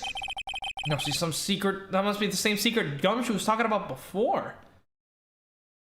For 1 month since the 999 door stream, I guess. Weren't you here? I'm pretty sure. Was it the first time you showed up when we were playing Persona 4? Yeah, I guess I better fill you in on the details. This Armstrong guy's secret, I mean. Okay, let's hear it. So, what's Mr. Armstrong's secret? Yeah, you ever had lunch at Tribulations, pal? Yeah. So, how was it? To put it nicely, it was inedible. Hey, don't worry about being nice around me, pal. You and I both know the reason that place is so empty is because of the food. I mean, the place is clean, and he's got a girl like Maggie as a waitress, so, you know. Yeah, I guess it's probably the food. A real scoop on the guy is that he's up to his ears in debt. Really? How much does he owe? He has a copy of his loan contract. He's about $500,000 in the red. $500,000? Are we talking dollars? Because that was the proposed price of the record deal, but then I got lowered to 100,000, right? I wonder if he was originally trying to do like some kind of deal to get the money to pay off his debt, but the guy lowballed him, so he killed him? It's possible. Yeah, hey, if I was Sterling, he'd be in if I was Sterling, he'd be in real trouble. Sorry, that figure just took me by surprise. Yeah, this case is full of surprises. And I'd be willing to bet that chef's got something to do with most of them. Yeah, I was here for Persona first, though. It was funny with the hot springs scene that the bit cliche. Yeah, I'd say so. Though it's done. I still think Persona 3 did the Still think Persona 3 did the hot springs arc better. That's my hunch. Sean's debt is $500,000. The owner of the loan is tender lender. Interesting. We'll have to learn about that. Anything else? Lunch special, job listings. Yeah, what do you have to say about the food? Nope. He's too horny right now. My Tama Scooter, maybe? No, he has no info to give me on that. Sports paper. On contract. Okay, well let's head back to Tribulations, see what we can get from there.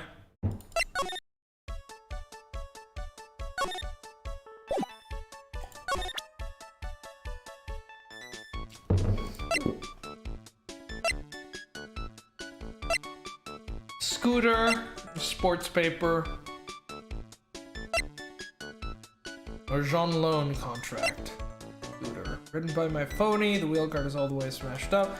All right, right, let's see. We should be able to use that newspaper to crack the second psyche lock here. So let's go ahead and try that.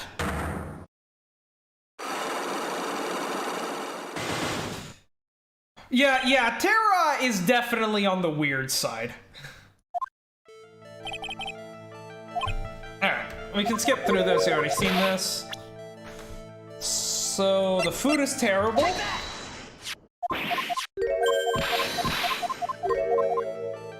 And you are broke. Where is it? Double six. Here we go.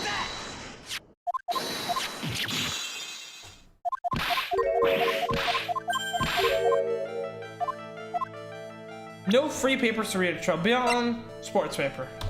Right? Yep. Okay. Take a good look at this. What is it? It's a newspaper found behind the magazine rack at Tribulations. So, what of it?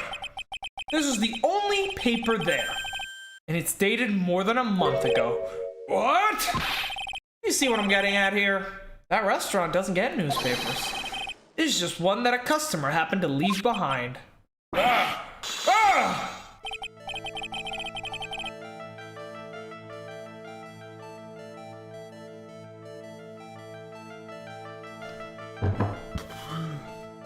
Tell me, why are you so determined to hide the truth?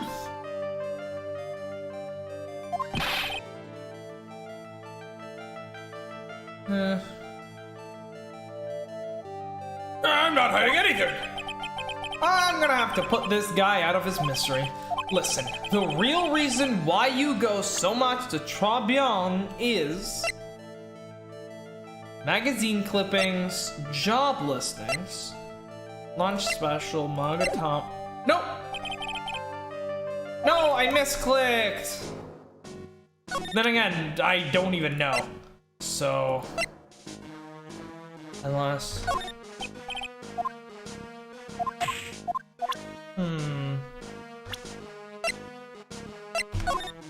You know, the victim. You know, Jean. No.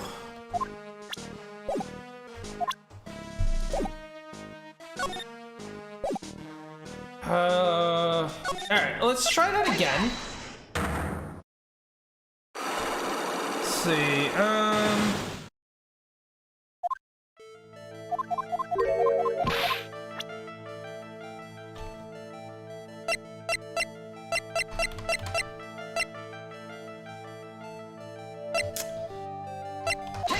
bad food.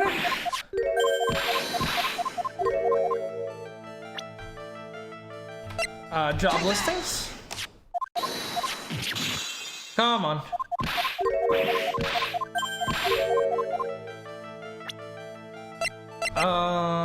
Newspaper.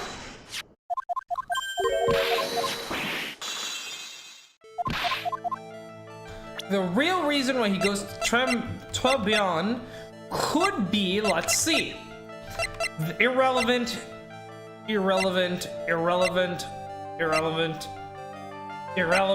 It could either be that he's a debt collector, but that seems unlikely since he's looking for a job. And then it has to be a profile. It's either Jean or Maggie. And he did say he was eyeing up the skirts. What are you asking me about that girl for? She was the waitress at Tribulations. Ah! Therefore, the answer to the mystery of why an old man would drink expensive coffee at a terrible restaurant is the waitress. Yeah! But I don't recognize that face. And you're probably telling the truth here, because you're not looking at the face. Because you weren't looking at the girl's face, but at her outfit. Oh! That's the truth, isn't it? You became a regular at the restaurant because of the waitress's uniform. The uniform is all you can think about, isn't it? I can't take it. To you, the waitress was your... Enough, please! No more! Stop saying that word! Stop saying waitress! Stop it! Stop it! Stop it!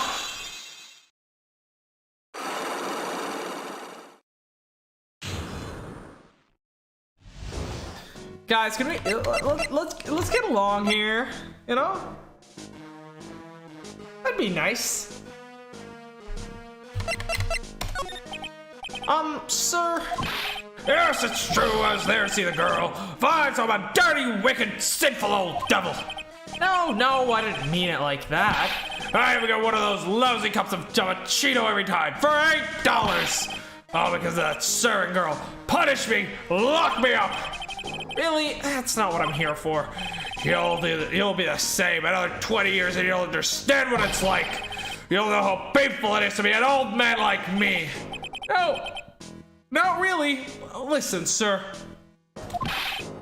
Yeah, it is mostly Terra, I will say. Stop calling me that. I have a name, you know, boy. And so show some respect, huh? I'm Victor Kudo. Sorry, Mr. Kudo. You young ones like you know it all, think you know it all, huh? Well, I'm not saying another word. I won't tell you anything more. This guy was in the restaurant at the time of the murder, which means I have to hear his testimony one way or another. I don't believe this. I even broke his psyche locks and everything. Guess I'll have to try to get at him when he's in a better mood. Alright, well that's useless.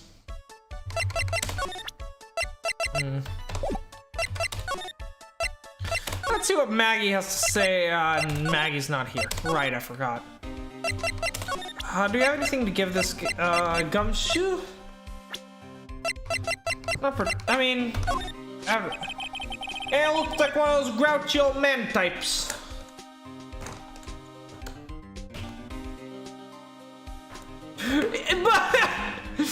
I'm chilling people, followed promptly after by "fuck you." Why do you exist?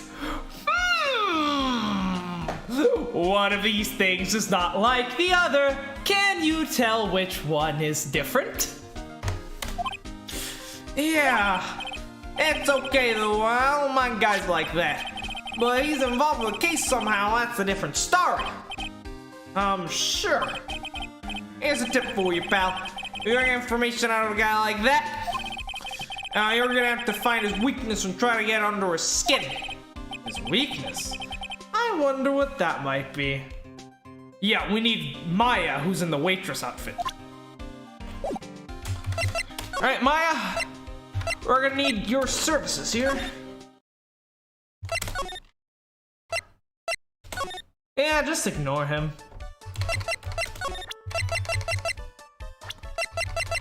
Let's see, Victor Kubo. What? Oh, fuck. Oh, it's the old man. Is he still feeding the pigeons? Yeah, he fed me as well. I got a bunch of those seeds in my eyes. Ouch. Hey, Maya, would you mind coming with me for a while? Huh? Me? Why? There's something I really want to ask that old man. Sure, okay, I'll just get changed. No. Hang on. Can you go like that? I guess. Alright, let's go. Tara, you're the only one that is being cringe right now. Sir? You again? Well, I see. Nick, his eyes are burning into me. It's okay. I think it's going pretty well. You're still just a little child. Run along and play on the slide, alright? Play on the slide? Ah, we were so close. Just a little more and he would have spilled. Pigeon. Good. How can we crack this guy? Excuse me, please, sir. Who the hell? A little bit, yes. Great! Can't you see I'm feeding the itch? Mia!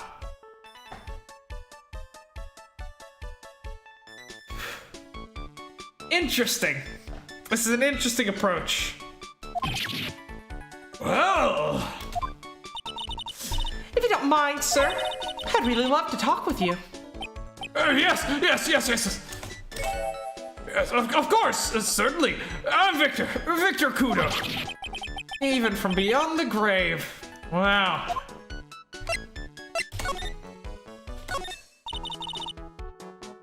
How about the incident? You mean, the man who died after drinking the Giammaccino? Looks like he's a different person. It's quite a shock, even for me. Here's a strange-looking boy. The girl took a Giammaccino over to him, you see? And was that customer alone? Definitely. He was the only person at the table. And he took one sip of his Giammaccino and he said something like, "Ah," and then collapsed, dead. Oh, how terrifying. Oh, you're so good at listening, aren't you? I'll tell you anything, whatever you want to know.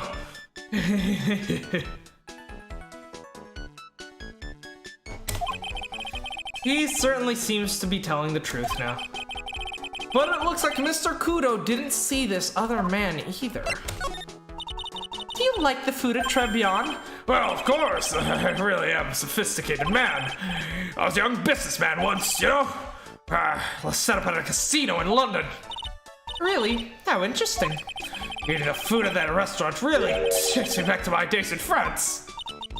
What a lovely story. London's in England, not France. Oh, yes, France is wonderful. I'd love to show you around the city sometime. It's too much. I can't take it. I want France. I can't believe Mia's laughing at the guy.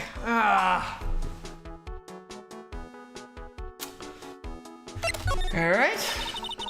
You visited Trebion a lot, don't you? Of course. I mean, yeah. I'd like to come and see you there. Really? No, you flatter me so. The owner would be delighted to welcome you, I'm sure. Be careful of that chef, my dear. The chef? You mean Mr. Armstrong?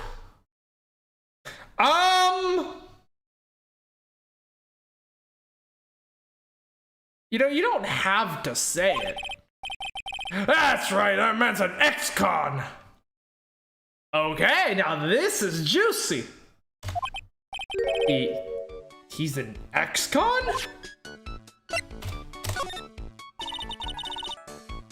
Whatever did Mr. Armstrong do? Oh no, those eyes. I can't take this. Mia's really got this guy eating out of her hand. He steals things from his customers. A kleptomaniac. Interesting. So maybe he didn't even know what the Magatama does, he just stole it because of his kleptomania.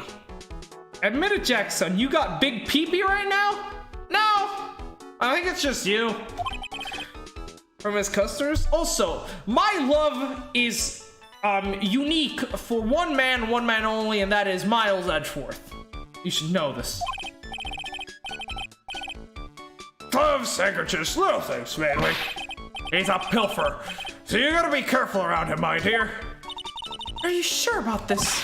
Of course, he was arrested for it once. I was there when it happened, having my Giammaccino. He really is a regular. Let me write you a little haiku about it. A haiku? A Japanese poem. It'll explain all you need to know about that chef. Convicted before, a wicked man or woman, repeated offender, Victor Kudo. Interesting. If he takes anything again, you let me know. It's not too expensive. I'll buy you a replacement. Poor guy. He couldn't do enough for Mia.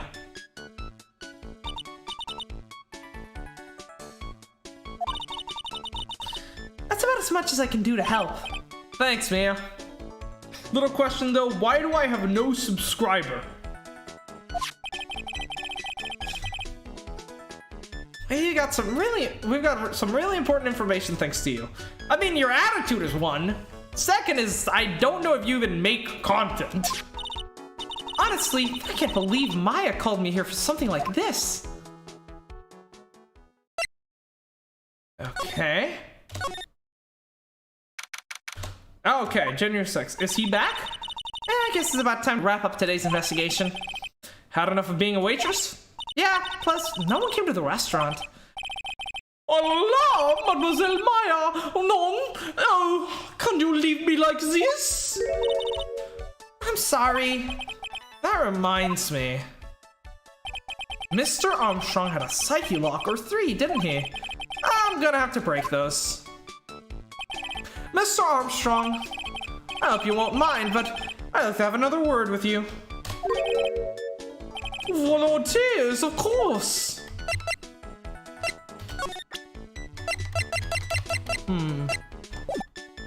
Let's bring up the note. Alright, first of all, let's ask you about the food. Oh la la! You've eaten my lunch, oui? Oh, tell me, monsieur. Oh, did you enjoy the lunch I prepared for you? It was unique and a wild mixture of flavors. That was the first time I've ever had lobster, you know? Oh, lobster? There was no lobster in my lunch. Huh? But it said lobster right on the menu. Mademoiselle Maya, please, you must read the menu more carefully. It says, a dish inspired by lobster and abalone frites with a balsamic vinaigrette.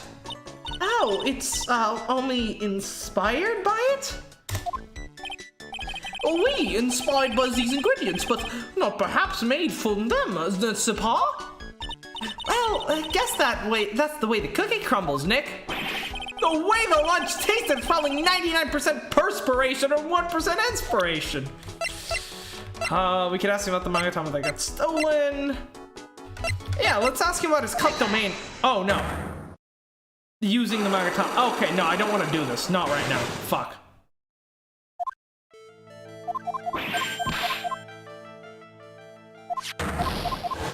I don't even want to look at what's happening right now.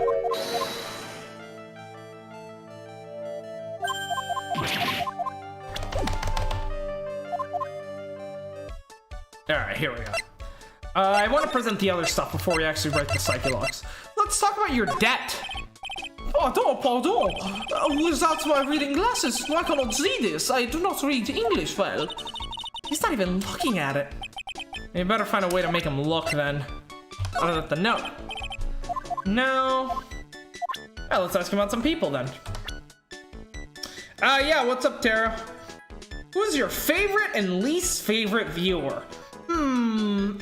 Interesting question. I mean, sorry to say, but Tara, you're probably my least favorite. You just stir up too much shit.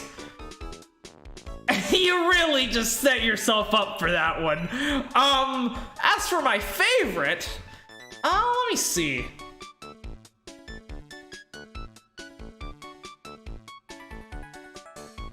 Maybe Demi-Fiend. Or Stroheim. Probably Stroheim, actually, even though he's only here very recently. I mean, very infrequently since his computer is broken. And last time he was on, he was only able to watch at 144p, but, you know, we've had some fun times with Stroheim. Yeah, let's see more about the victim. Oh, well, the dead man. He was the first in my restaurant. No way, you mean the first customer you ever had? You're an idiot, Maya. Oh, no. It was the first time I had a dead man in my restaurant. It was such a shame to lose a customer after only his first meal here. Okay, what about the man? This old man is a regular here. My specialty of cappuccino, cold water, is one of his favorites. Was he here at the time of the incident? Oui, he was here. I was sure of it. When the incident happened, the old man was here. I mean, I speak the truth, Tara. I am an honest person. Okay? You asked me and I answered. Number one rule of cross-examination, never ask a question you don't already know the answer to. Alright, let's break these Psyche Locks now. Take that!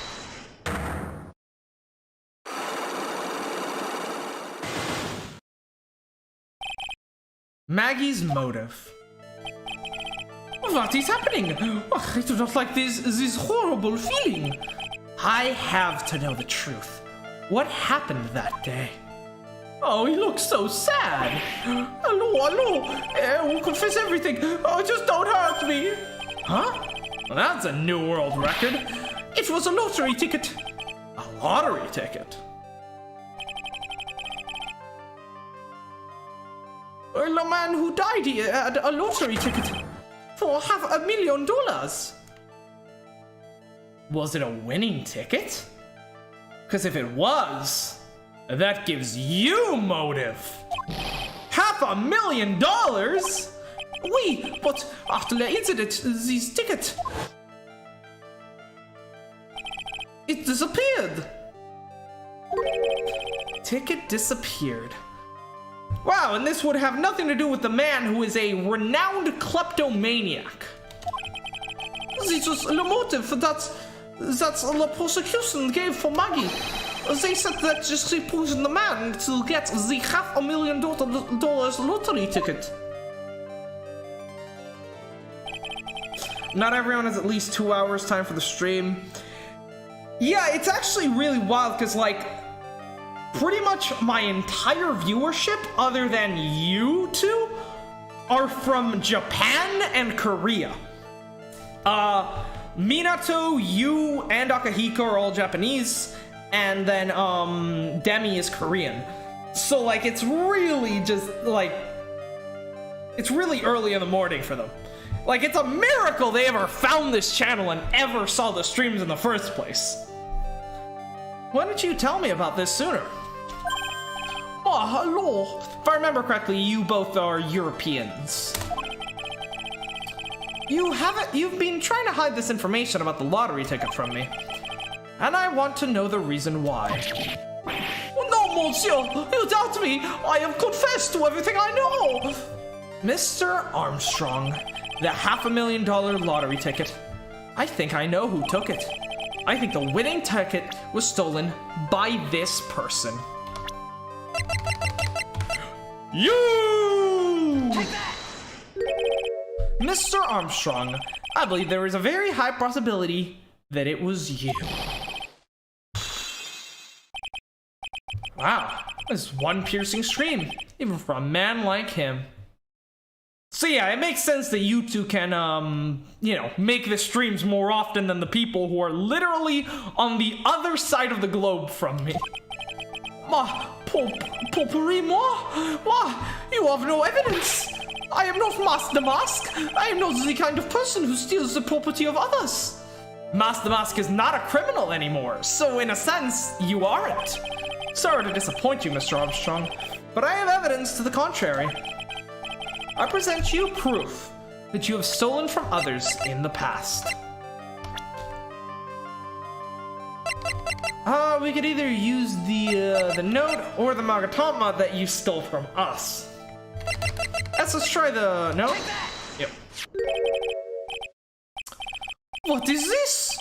A poem? Oh, monsieur, you know me so well. I adore poems. Please, read it, and put some feeling into it. Convicted before, a wicked man, or woman, repeated offender. I'm sorry to have to bring it up, Mr. Armstrong, but you've been arrested from stealing from your customers before, haven't you? Mon Dieu! Le mensonge! You are the liar! You deny it? Do not make a false accusation, s'il vous plaît. Oh, s'il vous plaît? So, do you have any proof?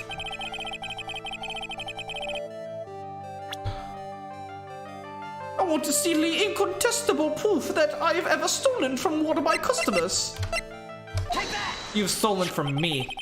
It seems old habits die hard, Mr. Armstrong. And what is that? That is my Magatama. And I found it in your kitchen. Oh no! I love this guy.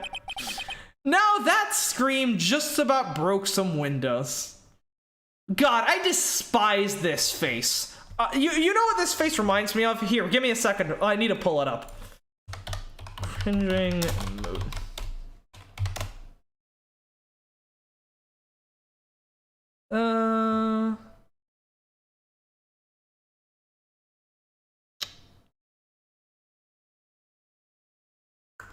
Let's see, what is it called? It's the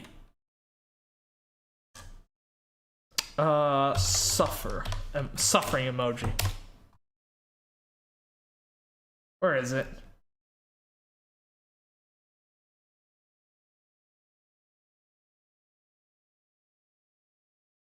Suffering.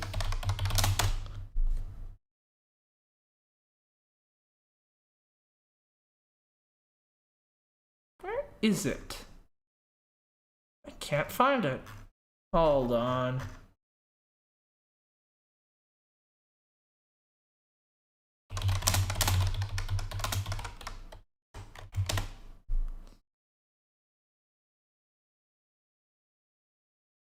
This is the one.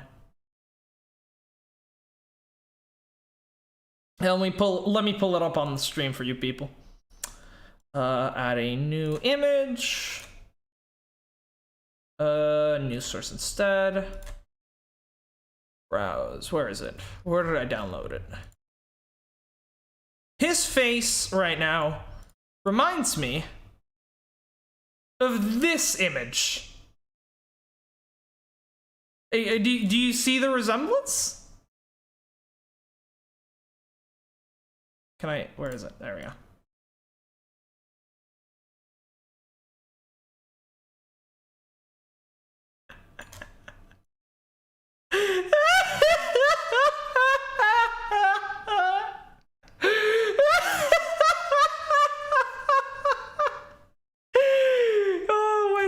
Wait a second, I can make this even better. Hold up. Transform, edit transform. Oh, is there not a is there a rotation? No, I need to add some stuff. Sad, I can't rotate it. That's really sad. Here, let me quickly. I've been paying attention to the chat recently. Sorry to the emoji record time. Okay, all right. We're gonna continue now. I've had enough fun. Wow, that scream just about broke some windows. Oui. I have a weakness for the little trinkets and the figurines. My hand, if she sleeps out, I cannot stop it. Classic kleptomania. You have stolen handkerchief, gloves, and other things from your customers, right? I already know that, this is great. I already have my next 2 thumbnails planned out, thanks to that shit. Oui, it is la truth. I am just a timid little girl inside, monsieur. A timid little girl. Besides, this time, it was not a small trinket, oui? It was $500,000. Well, yes, but that's not how kleptomania works. It's just the compulsive desire to steal things. But you're also $500,000 in debt, so it works out for you, my dude. Mon Dieu, why would I steal it? I have no need for such money. Really now. Oh, monsieur, what is this? Is it true that you're in some pretty serious trouble? And that you are in a desperate need of a large amount of cash. I'm gonna sleep now, have school in a couple of hours. Thanks for streaming today. Yeah, of course, thanks for being here, Tatsuya. Good luck. This restaurant is deep in the red, isn't it? Oh! You have a loan, and to the tune of, I don't know, $500,000. That lottery ticket would have wiped out your debts. Oh. Well, Mr. Armstrong, what do you have to say for yourself? Oh.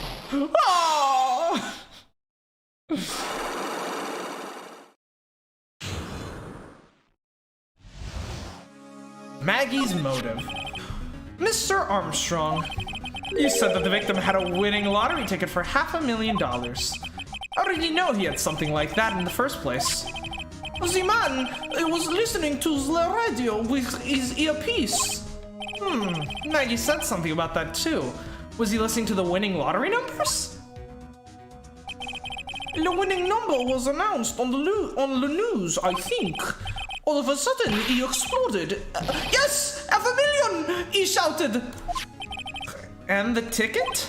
He had all of his tickets spread out on the table. I so desperately needed money, so I put the poison in his coffee. Oh, no.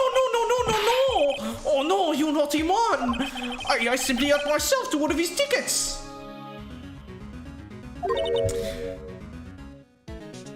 What? When the victim collapsed and Maggie passed out.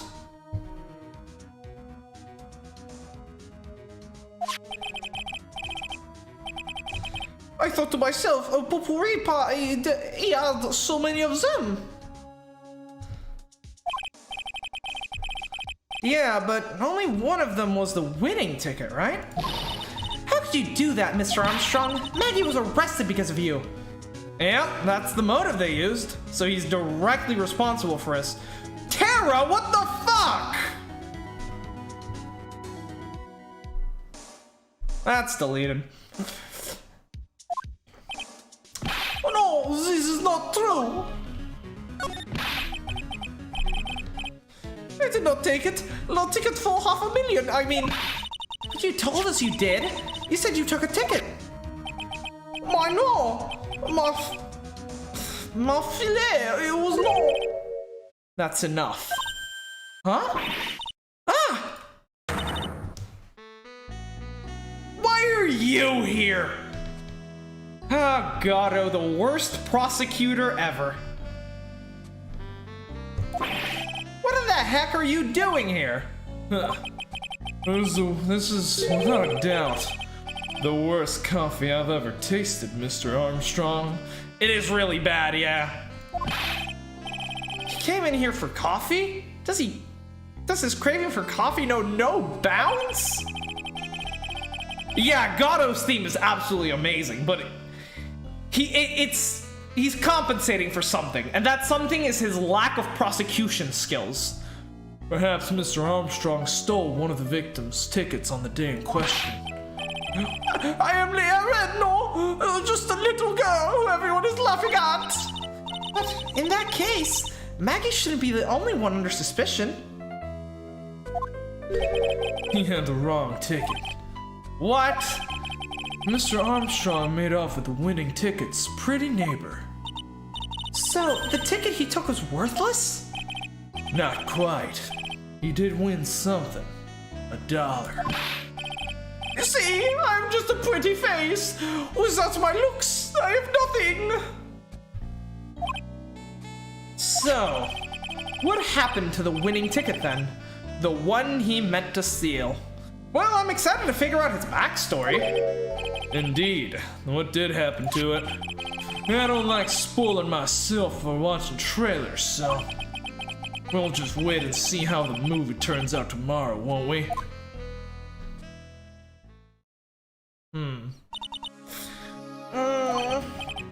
Voila, you two! Time to laugh at the pretty little airhead. Tara, you spoil and you will be permabanned. I'm just saying. Looks like I won't be needing this note anymore. Victor's note thrown into the trash.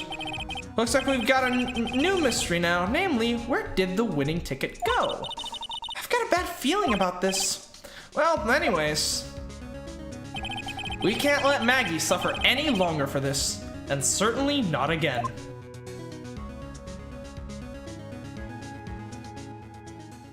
All right, to be continued, and it's only 4:30. That's actually shorter than I expected. Love the saving theme. All right, I'm actually going to, yeah, this seems to be a one-part trial day, so I'm actually gonna go ahead and do this chapter in a bit. I'm gonna go make myself some tea, and then I'll be right back. So give me like about 5 minutes. I need to go to the bathroom as well. Can we get some music here, please? And then I'll cut this off. January 7th, 9:48 a.m. District Court Defendant Lobby number 1.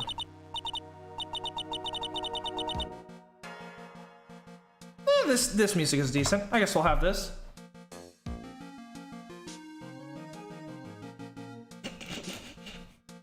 It's so good. It's such a good fucking emoji. Okay, I'm gonna go take a small break. Go to the bathroom, make myself some tea. I'll be back in 5 minutes. And yeah, anyone who's new here, don't forget to subscribe. In the meantime, you know, it's the perfect time to do so. You know, get yourself some snacks, some drinks. We're in for a wild ride, I have a feeling, if Mr. Armstrong is gonna be testifying. But yeah, I'll be back in 5 minutes.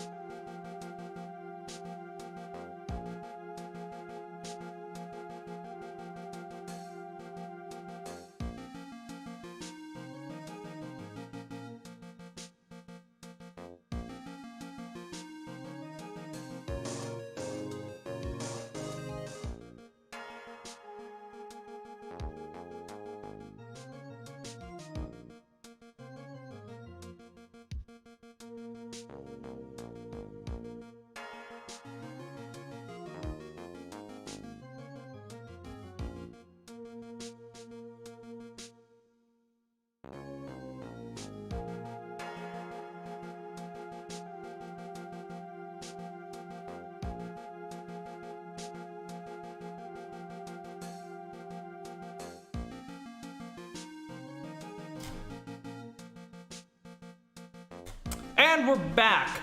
It took a bit longer than I expected because I'm out of Splenda and out of tea sugar. So I had to fill the little sugar pot with powdered sugar. Yeah. So I'm gonna be sweetening my tea with powdered sugar now, which is, if you're British, I'm probably insulting, your entire existence, but, you know, I do what I gotta do. So, yeah, in the meantime, let's, continue while I need to wait for this to steep a little bit more. Oh, I see. I guess I should have expected this. Alright, let's take that off. Nobody saw the other guy, huh? Ooh. Let's try 2 spoonfuls right now. See how that goes, and I spilled it. Oh god. Let's see how that does. And we'll see about adding more. Nobody saw the other guy, huh? Oh god. It's too complicated. He was there when I took the coffee over, sir. The Scout's honor. Did he have orange skin by any chance? Maggie. Gumshoe? Yep, there we go. Detective Gumshoe! Hey, you doing alright? How are you feeling?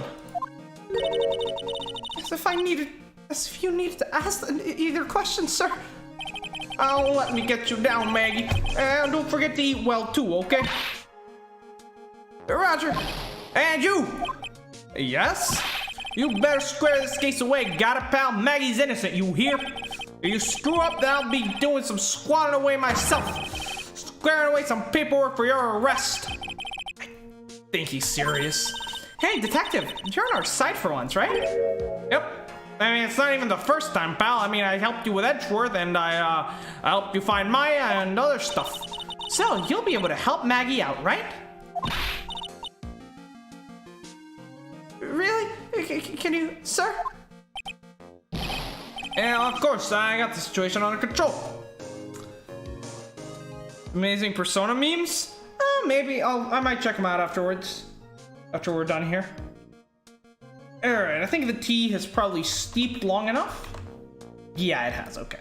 I can just get rid of, I can just put this tea bag in a cup. Ah, it's so hot, fuck! It's good though. Alright, now the question is, was that enough sugar or too much sugar? Really only one way to know. English breakfast. Usually Twinings.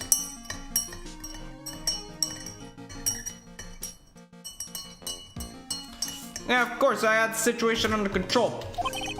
I'm gonna be your first witness on stand today, as you usually are. If something I say doesn't mesh with a fact, make sure you point it out, alright? That's what I'm here to do.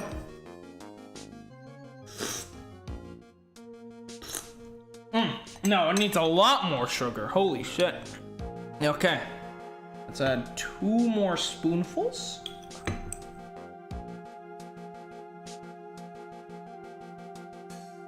Alright, let's take a look at that. What does English breakfast tea taste like? Bitter and very strong. Sure. Okay, we're forming a united front today, pal. You got me. It's black tea, by the way, if that helps. I can't tell you how grateful I am, sir. I've always admired you so much, detective. I know I can count on you. Looks like it should all go pretty smoothly today. I can only wish. We gotta redeem our reputation, you know? January 7th, 10 a.m., District Court, courtroom number 4.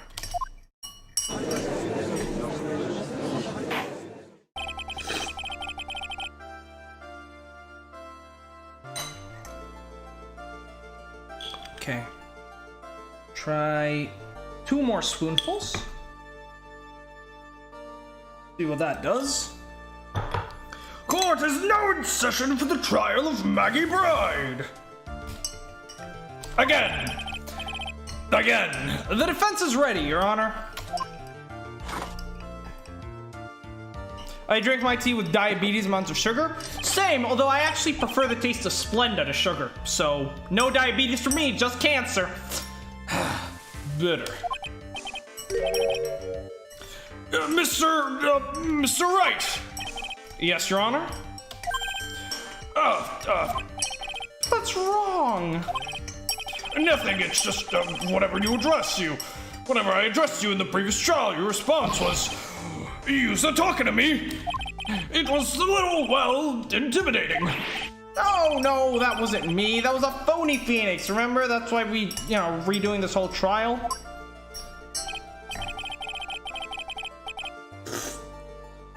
Okay, that's perfect. For reference, this is how much sugar is left in here. It was full when I started putting sugar into this tea. Yeah. It is properly sugarified, but it tastes delicious.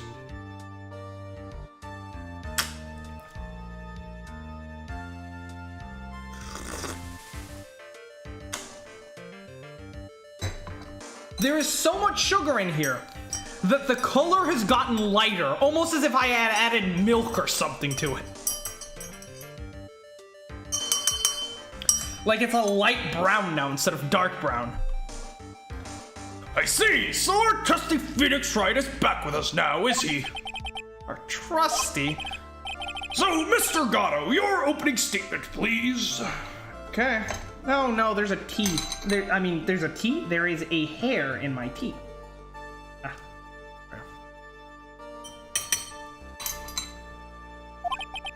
Mr. Trite, whether you're fake or the real deal. What is he gonna say now that he has, never won a case but has lost? And he's actually lost 2 cases already. We will find out soon enough through this trial today.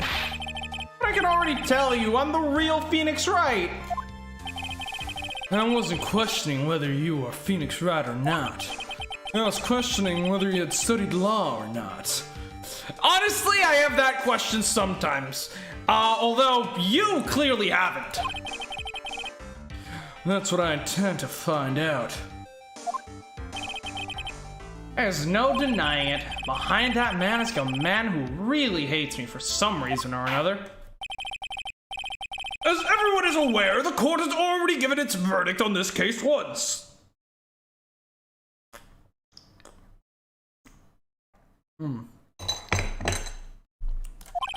Therefore, I won't stand for relevant testimony during this retrial. Nor will I stand for simple repetition of the evidence presented in the last trial. I'm not planning on repeating anything that phony me said. Trust me.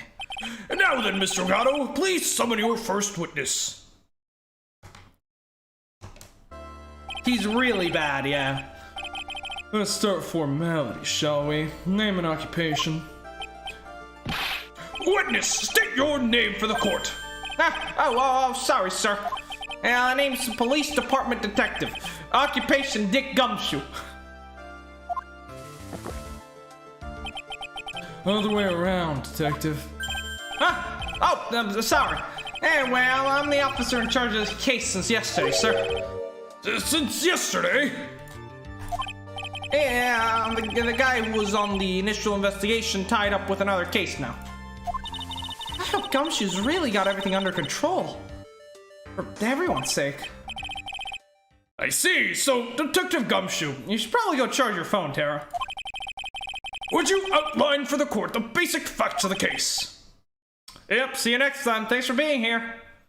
Even if you are a little bit annoying.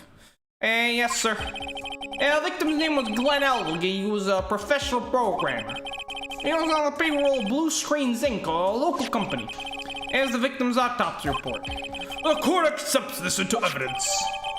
Okay. Potassium cyanide poisoning. Okay, so it was just cyanide. Straight up. Time of death between 1:30 and 2:30 p.m.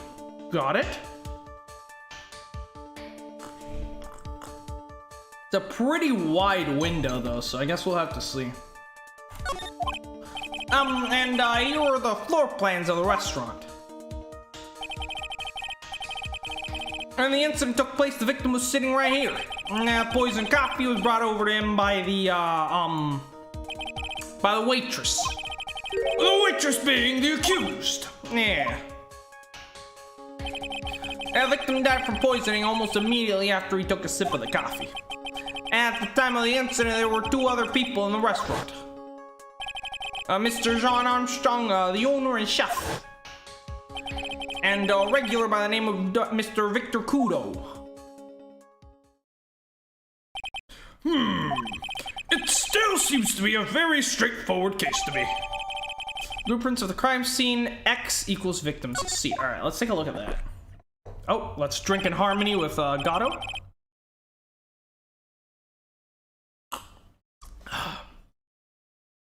Come, detective, take up this hammer. And nail the defendant's coffin shut with your own hands. Alright, well, let's take a look at these new bits. So, potassium cyanide, time of death. So, yeah, definitely the amount in that green bottle was definitely enough to kill him if it was cyanide. Time of death is not very exact, which means there's a lot of room to play with there. But it's also less room for us to squeeze our way out of. Blueprint of the crime scene, X equals the victim's seat, okay? So, right, they were sitting there, which means that, well, if we just take a look at lines of sight here, this is where the victim was, this is where the killer supposedly was. If we actually drew some lines of sight here, whoever was sitting at this table could not know anything that happened here, straight up. Anyone who was sitting here would have known what was happening here. And then this table is interesting, because if we actually take a look at this guy's line of sight and draw it with this wall, you can actually see that his line of sight crosses off at the table right here. Meaning that whoever was sitting in this spot could have only seen the victim, not the killer. And whoever was sitting in this spot, his line of sight actually goes this way. Actually, no, their line of sight goes this way. So they could have seen the killer, but not the victim. So assuming Kubo was sitting here, or here, he could not have seen the killer, and therefore his testimony of only seeing one person makes sense. Also, from the kitchen door, it is impossible to see this person. You could only maybe see the person. Yeah, you could see the victim just barely. If you stood like right here, you can see the victim, but you can never see this guy. Okay, good to know. This floor plan is going to be very helpful. Now then, Detective Gumshoe, let's have your testimony. Also, how does the front entrance look, just out of curiosity? Yeah, okay, yeah. No one at the register could have seen it either. Yes, sir.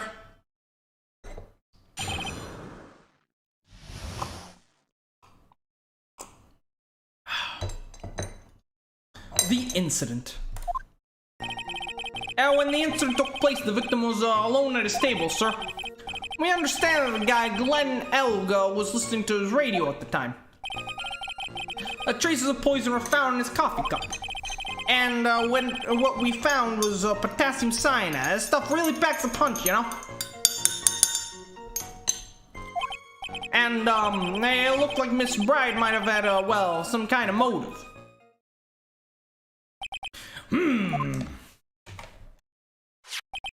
Using the dark, aromatic depths of coffee to conceal the poison. Classy lady. Classy murderer. Interesting.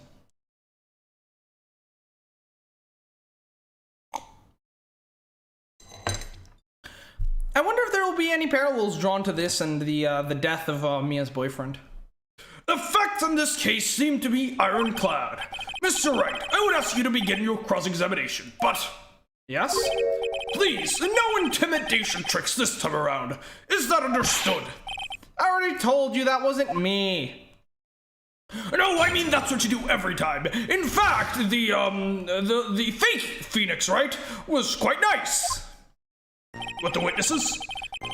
The place victim was alone at his table, sir. Stand the guy Glenn L was listening to the radio at the time. Traces of poison from his coffee cup. As what we found was potassium cyanide. That stuff really packs a punch. That's well, that contradicts what the testimony of Miss Bride.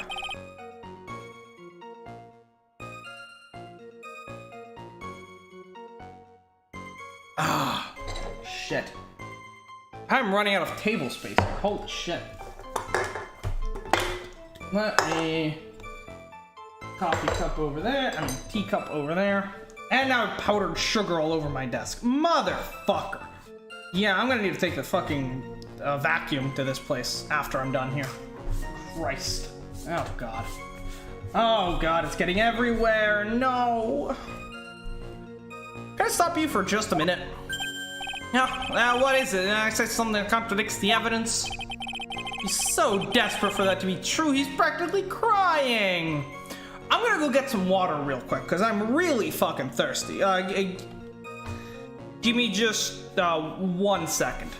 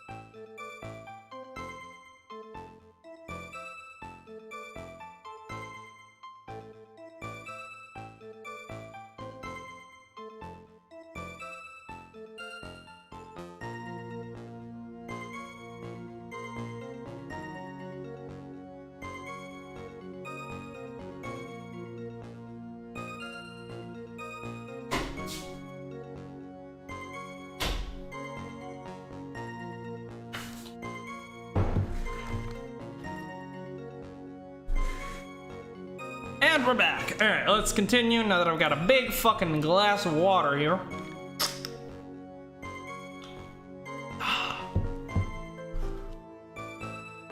So desperate for that to be true, he's practically crying. Your testimony just now doesn't match the testimony given by Miss Bird. She claims that there was another man at the victim's table. Oh, scandalous! Yeah, that's what she said, and What killer would say that when faced with a homicide conviction? Well, Gatto, see, here's the thing, though.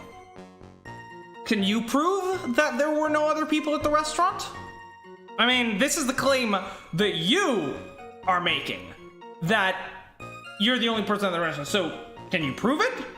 Because if you try to prove that through testimony, I have a pretty good feeling I can shoot that down pretty well.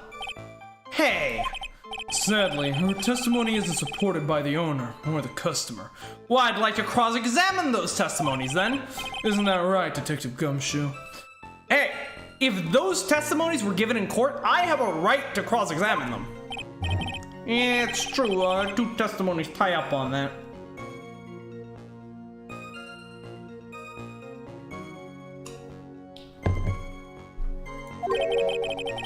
Both said there was no other guy at the table. What should I do? Should I press on this point a little harder or not? Hell yeah. This is crucial. Well, maybe the other witness just missed him. Perhaps their view of the victim's table is obscured in some way. Huh. That argument is as weak as the coffee at Tribulations, right? What? I have here in my possession a ticket. Ticket? It's like a photo to me. Yes, a one-way ticket to Guiltyville. Population, the defendant.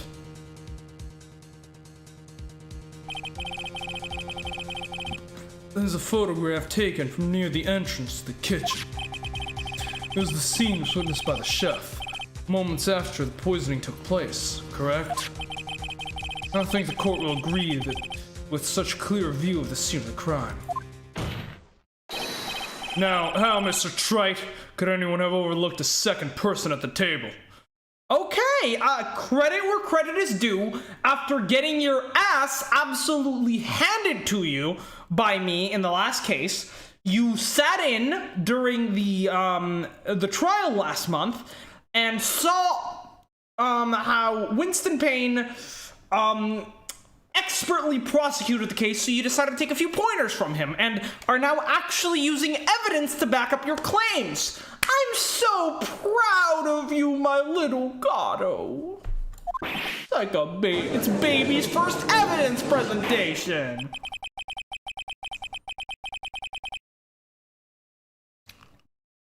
It certainly seems to show the victim's table extremely clearly. Okay. Yeah, we understand that the guy Glenell was listening to the radio at the time. But yes, now we actually have the picture, which is very important.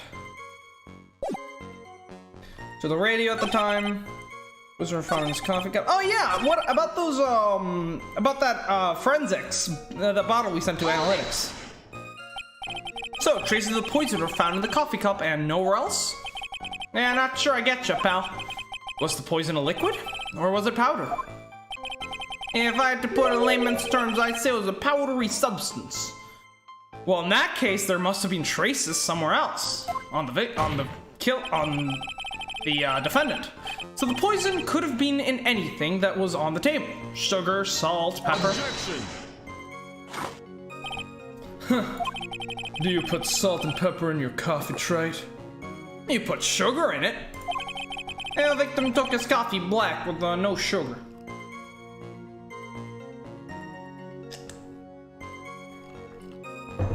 You could technically put black pepper in coffee and still consider it black. Just saying. I don't know why you would, but you could. Might have to try that sometime. It seems that the poison could only have been in the coffee. What should I do? Should I press on this point a little harder or not? Yeah. Are you absolutely certain that the victim even drank any of his coffee? Huh. And what do you mean? According to this file, the poison was found in the victim's coffee cup. But what proof is there that the victim ever drank any of it? Oh, hey, you're right. But I think... In case you were wondering, the last objection was for the detective there. Huh? For me? Oh, hey, you're right. You may be fooling the court, but I'm not falling for it. If you have the time to waste, you have time to present that piece of evidence. That piece, sir? Yes, that piece. Oh, hey, what piece was it again? No, bless his heart. This. Motherfucker! Should I be grateful this coffee's only hot enough to give me first-degree burns? Not again! He has impeccable aim, by the way. Oh, I now remember. This is the victim's coffee cup. Yes, the victim's cup. Let's take a good look at the rim. Oh yes, it's unmistakable. There's clearly a coffee stain on it.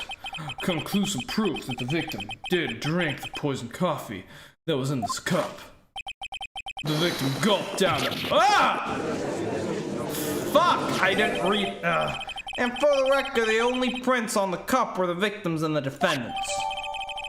Coffee contained potassium cyanide, covering the victim and Maggie's fingerprints. Okay. Good enough. But for investigation of this cup, we found a certain chemical substance. And what we found was potassium cyanide. This stuff real packs a punch.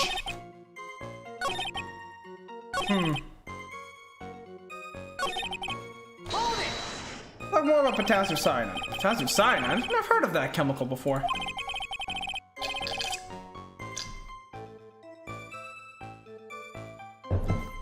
Exactly how strong is this poison, Detective Gumshoe?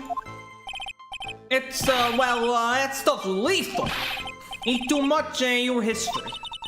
How much is too much? A lethal dose is 0.2 grams. That's about enough to finish anyone off. 0.2 grams? How much is that? Yeah, you know when you swab your ears for earwax? Yeah, about that much. Earwax, huh? Sounds like something Gumshoes have got an abundance of. Such a small quantity of poison could have been concealed anywhere. You really think there are any contradictions in his testimony? No. To be honest, I don't know. Gumshoe told us out in the lobby, he said we'd be forming a united front, right? What would be the case if he doesn't throw us a line? I don't have a whole lot of options right now. Best I can do is gather the facts together, I guess. Yeah.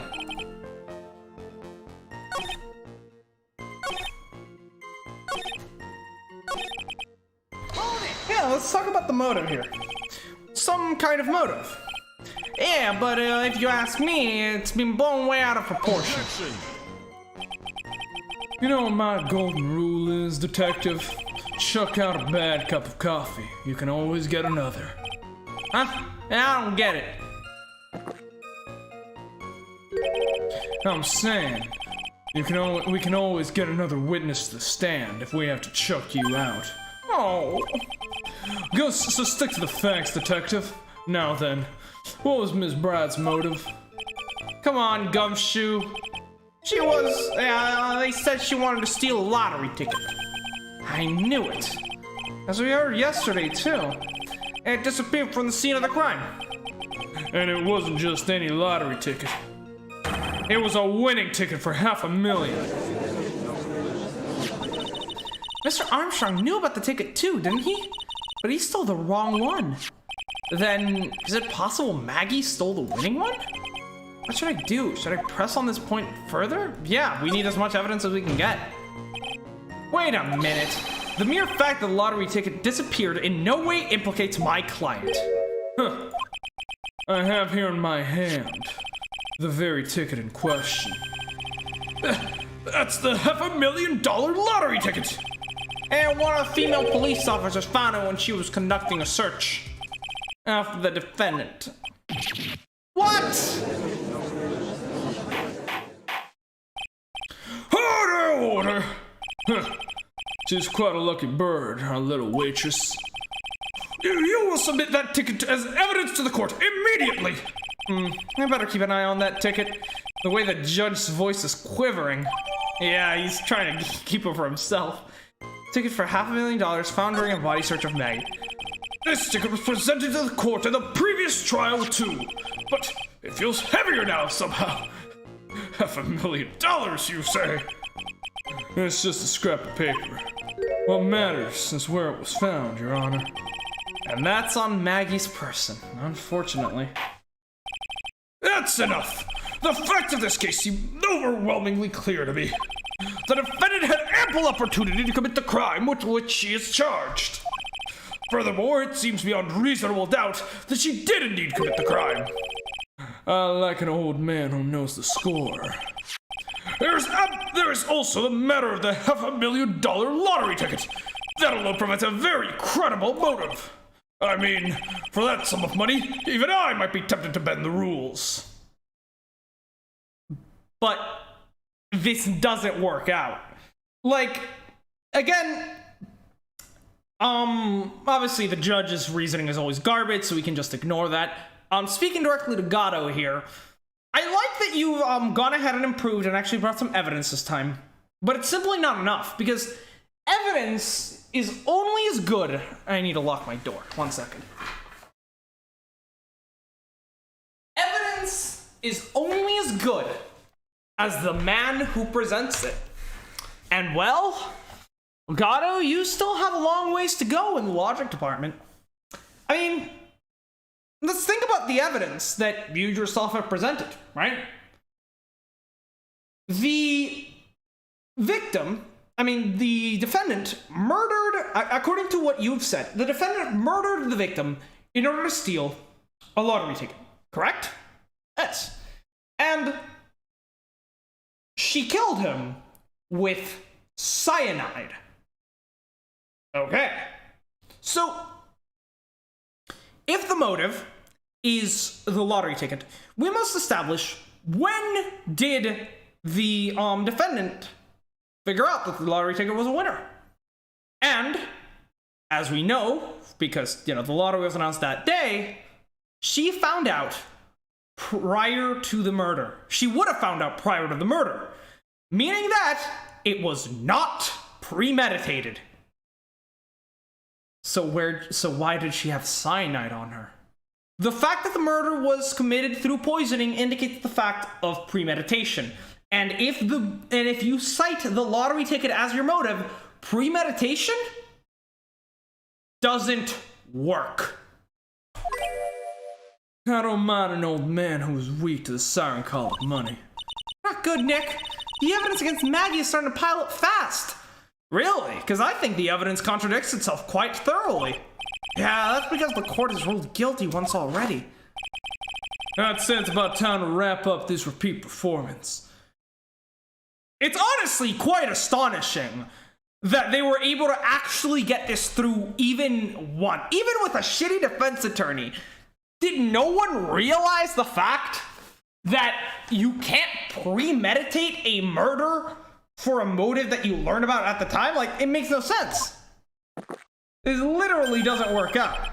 With one final decisive piece of evidence. He's got more evidence against Maggie? This is the apron that the delightful Miss Bird was wearing at the time. Wow, that's not the cleanest apron I've seen. That stain looks like it can't be blood, can it? Huh. It seems the star of our play is a little flustered.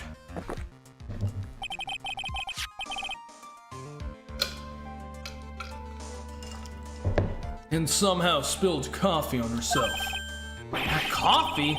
That's not exactly the first thing that caught my eye. Of course.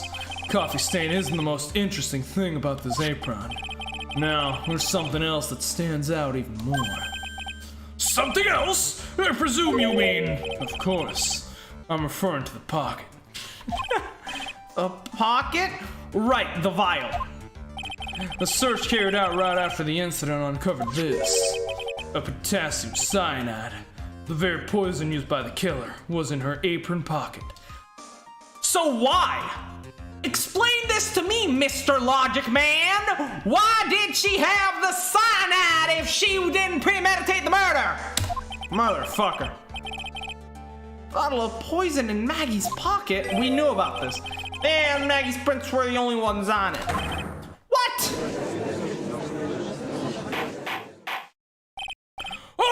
Order! The court will accept these items into evidence. Worn by Maggie at the time of the incident, has a small pocket, but big stains. Deadly powdery poison bears Maggie's fingerprints found in her apron pocket. Okay. There's something that's still bothering me. Mr. Gatto, why have you not explained the blood stain to the court? Unless it's not a blood stain. Blood stain? What blood stain would that be? Okay, so it's like ketchup or something. Maybe tea. Don't play games, prosecutor! The blood-colored stain that's smeared all over the apron! That's ridiculous. No one told me anything about a blood stain. Can he not see red? Is he colorblind? Maybe because of his visor? You don't need to be told, just look at it. Well, detective, could this stain really be blood? No way, sir. That's, it's just ketchup, sir. Ketchup? Yeah, she must have gotten some on her apron while taking someone, their breakfast that day. You could have spoken up a little sooner, Detective Gumshoe! Pull a stunt like that again and I'll have you drink 17 cups of ketchup, witness. Oh, God. That would be hell. I hate ketchup. I thought everyone knew what it was already. I haven't seen anything yet to make me doubt the last ruling I made on this case. Really? The motive, the opportunity, the supporting evidence. Yes, but they don't match. They have all been clearly established. Yes, in a vacuum, it makes sense. She had poison, she poisoned him. You know, the evidence, the motive, the opportunity, Individually, they all work out, but when you put them together, they contradict each other very clearly. Well tried. It seems you really are phony after all. You really know how to drive a man nuts. Witness, please continue your testimony. Describe for the court the crime scene and the findings of your investigation there. The investigation. All right. A crime was reported at 2:25 by a kind of scary old man, sir. Okay, so Kubo. Interesting. Time of death was... Right, so the death happened roughly anywhere within an hour of it being reported. Poor Maggie had passed out from the shock. It must have been real tough for her. The victim didn't have any identification on him, but we figured out who he was pretty quick, and then the investigation went smoothly. And when Maggie was searched, we found a lottery ticket and the bottle of poison. And that was it. There was nothing else missing from the crime scene. You identified the victim and secured your prime suspect. Very good. Last chance to convince the court you're a real lawyer, Trite. Well, Trite is an idiot. I already know how your evidence contradicts itself. It's just the game is not letting me say it. Don't count on any more cross-examinations after this one. So let the fun begin. All right, I'm gonna beat your ass if that's what you want.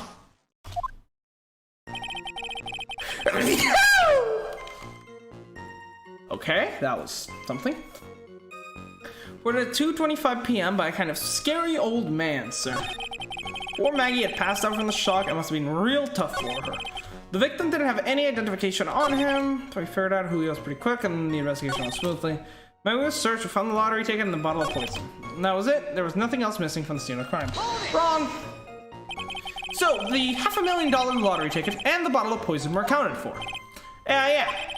Interesting. It's true that those two items were accounted for. Was there another lottery ticket that was stolen that day? Oh yeah, the one the restaurant owner took. Yeah, you won a whole $1 with it. What a lucky guy, huh? And they're just going to let him get away with it?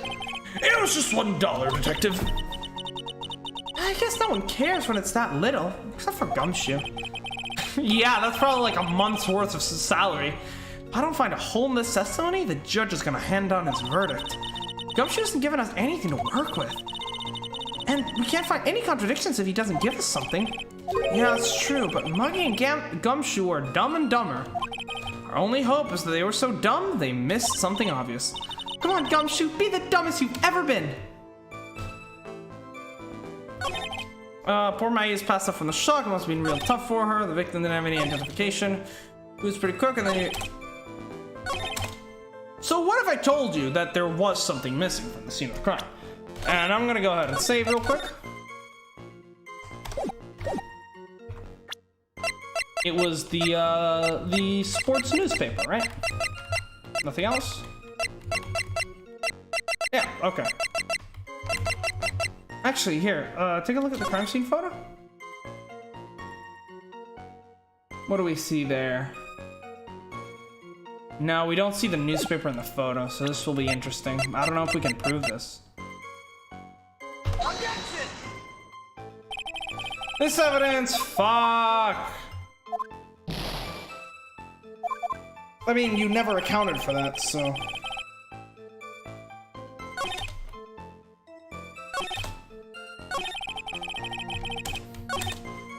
There's nothing else missing from the crime scene.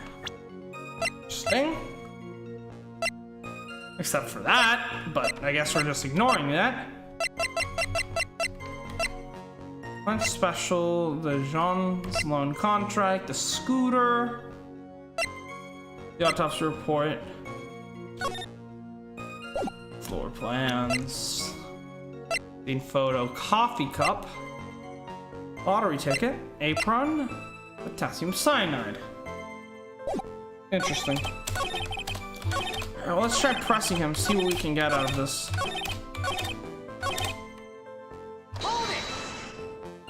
Scary old man. Detective Gumshoe? There's an old man who's a regular at the restaurant where the incident happened. Ah, we're obviously talking about the same old man. Officers were dispatched right after a report came in, but the old guy still made a fuss. What took you so long, eh? You hurled abuse at them, and seeds. Seeds! Huh. It was nothing. I caught each one with my teeth. I guess not even the mighty Gato can avoid being attacked by that guy. The old man was the only other customer in that place at the time. He took his time finding a payphone, apparently. He was late reporting the crime. Passed out from the shock must have been real tough for her. How long was the defendant unconscious for? And the officers got to the crime scene around 2:40. And Maggie was still out cold in the kitchen at the time. Took another 10 minutes or so before she came to. I would have liked to have been on the scene myself. I bet you would have liked to have carried out the search too. I would love to see Maggie asleep like that, and all pretty and peaceful. You're a professional, Detective Gumshoe, not a professional bird watcher.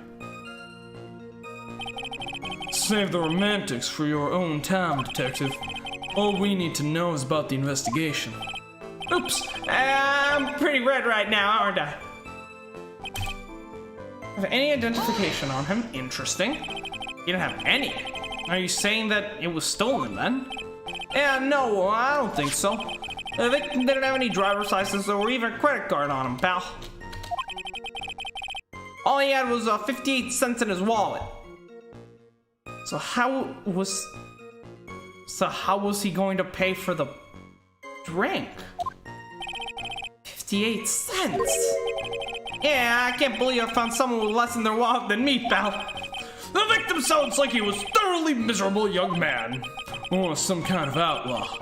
Why not give him a bit of an edge? I think I'm onto something here.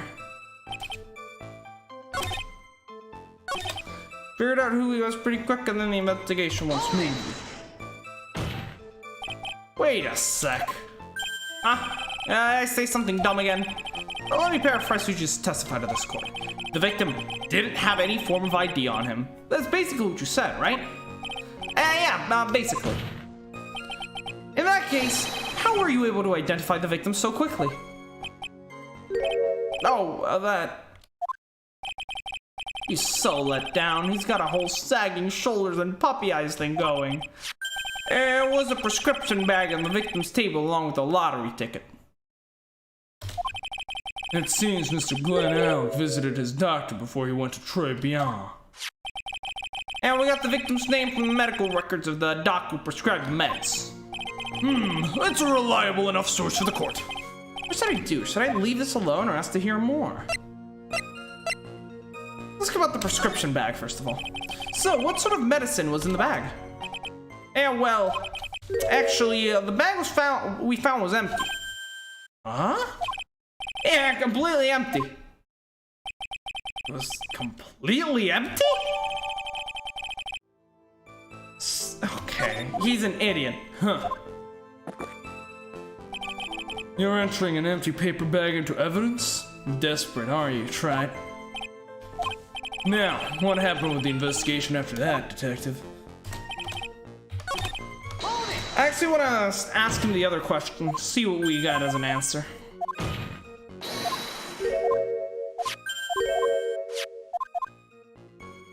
Oh, I guess we don't get to hear about it. Okay. Search for alert. You mean except for his prescription medication? Detective Gumshoe, I think I should point something out to you. There's just one small contradiction in your testimony. Actually, there's two, but you're too dumb to see the bigger one, right? Oh-ho! Finally! I'm getting all anxious just waiting, so hurry up, will ya? You testified that nothing else was missing from the crime scene. However, the prescription bag you mentioned was empty. Did the officers recover the medicine from the scene of the crime later? No, they didn't. The victim was given a prescription right before going to Tribulations. Where then did the medicine disappear to? Yeah, you are too cool, pal! Oh, I love him so much! much. Indeed! Mr. Wright is very cool. Due consideration wasn't given to the victim's description in the previous trial. Witness, why do you always overlook such vital pieces of evidence? I guess that's the most careless thing I've done so far, huh? The victim was killed by poison, and the victim's medicine mysteriously disappeared? The victim's own prescription could have been the lethal poison itself. Order, order! Well, Mr. Gatto, what do you have to say to that? That's all. What? Read for the court record the name of the clinic on the prescription bag, if you will. What's the clinic's name got to do with anything? New Ear Otolaryngological Clinic? Otolaryngological. Just what kind of illness was the victim suffering from, Mr. Gatto?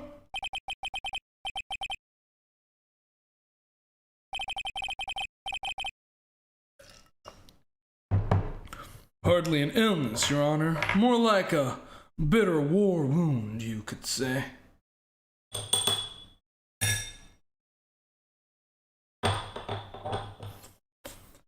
Okay. A war wound? The day before the incident, Mr. Elk found himself in a fight. He took a blow to the side of the head and ruptured his eardrum. You ruptured his eardrum. Then what on earth was the prescription he was given? It was a cream that was to be applied topically inside his ear canal, not be ingested. What? That still doesn't explain why it was removed. It's mentioned in the autopsy report if you read the fine print. So why was it removed from the crime scene, and by who? You can't, if you can't I don't care. You have to answer this. They found traces of medication in the victim's left ear. Yes, here it is, in very, very fine print. It seems Mr. L correctly applied some of his medication while he was at Tribulations.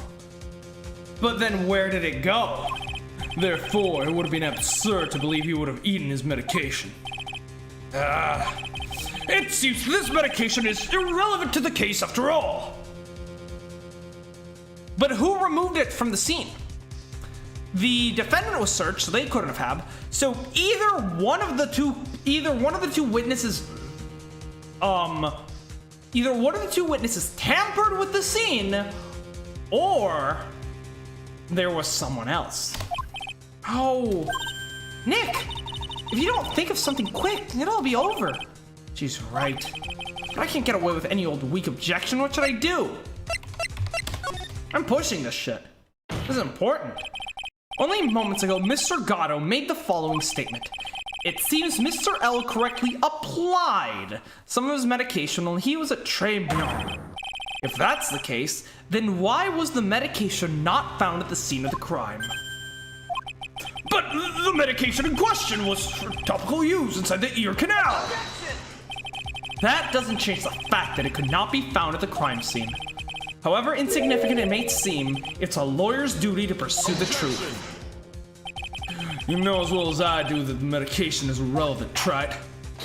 It hardly seems likely that a prescription drug could contain potassium cyanide. It hardly seems likely that the coffee the waitress served would contain it either. But it did. The possibility is undeniable. That's enough! Mr. Gatto, is the detective the only witness the prosecution wishes to call? Mr. Gatto! I got my own witness I'd like to call, sir. It's the old man who was at the restaurant on the day of the murder. Victor Kudo, the pigeon hater. Very well. The matter of the disappearing medication seems little more than trivial at best. However, it wasn't explored at all in the previous trial, and that is something that bothers me. Yay, good job, Nick. The court will adjourn for a 10-minute recess, after which we will hear the prosecution's next witness. All right. I suppose this means I'll just have to finish you off in my last 6 cups. Of Court is adjourned for recess. You already had 11? Jesus Christ. January 7th, 11:03 a.m. District Court Defendant Lobby, number 1. Whew, that was close. Tell me about it. I nearly died in there. It's my line, sir. No, it's my line. I think I really did die a little bit. Electric Roll nearly died in there. I can't believe Detective got you. How could he betray us like that? Huh? He said he'd help me, but he totally set me up. I don't think he meant to do that, Maggie. He was backed into a corner. I mean, the guy's got to do his job, right? It's okay. I know all about lies and betrayal. I've had them my whole life. It really hurt this time. I felt like someone punched me hard in the stomach. I hate that guy. I'll never want to see him again. Poor Gumshoe. So the next witness is going to be the old guy from the park, right?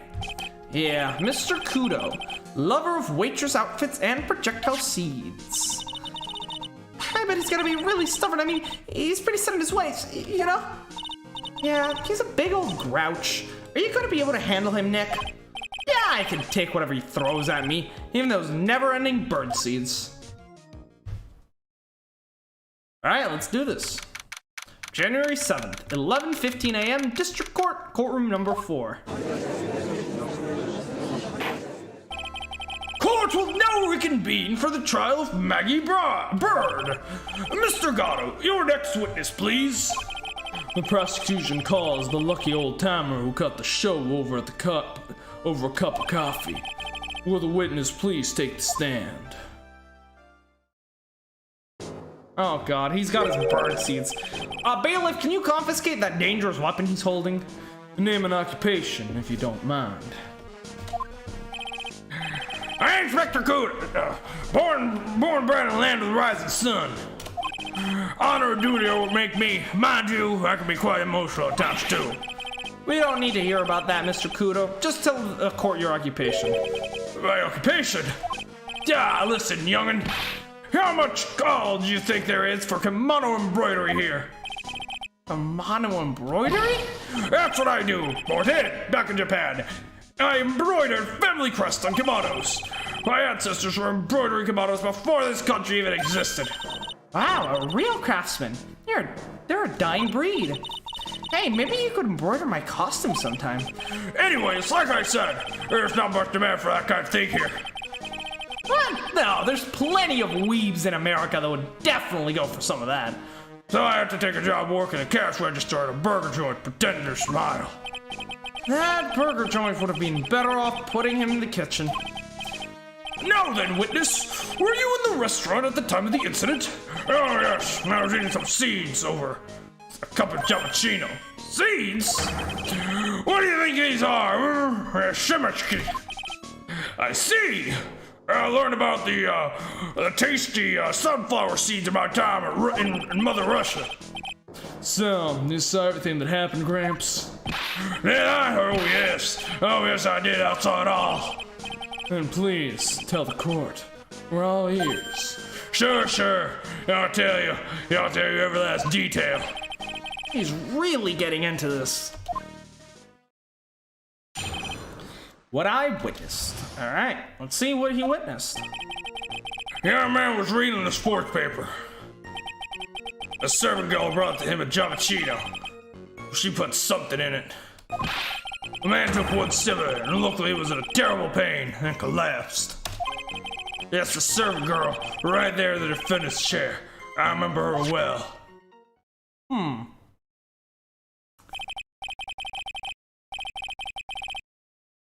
Mr. Kudo, she's not a serving girl. Please refer to her as a waitress. Yeah, you're as bad as the rest of them.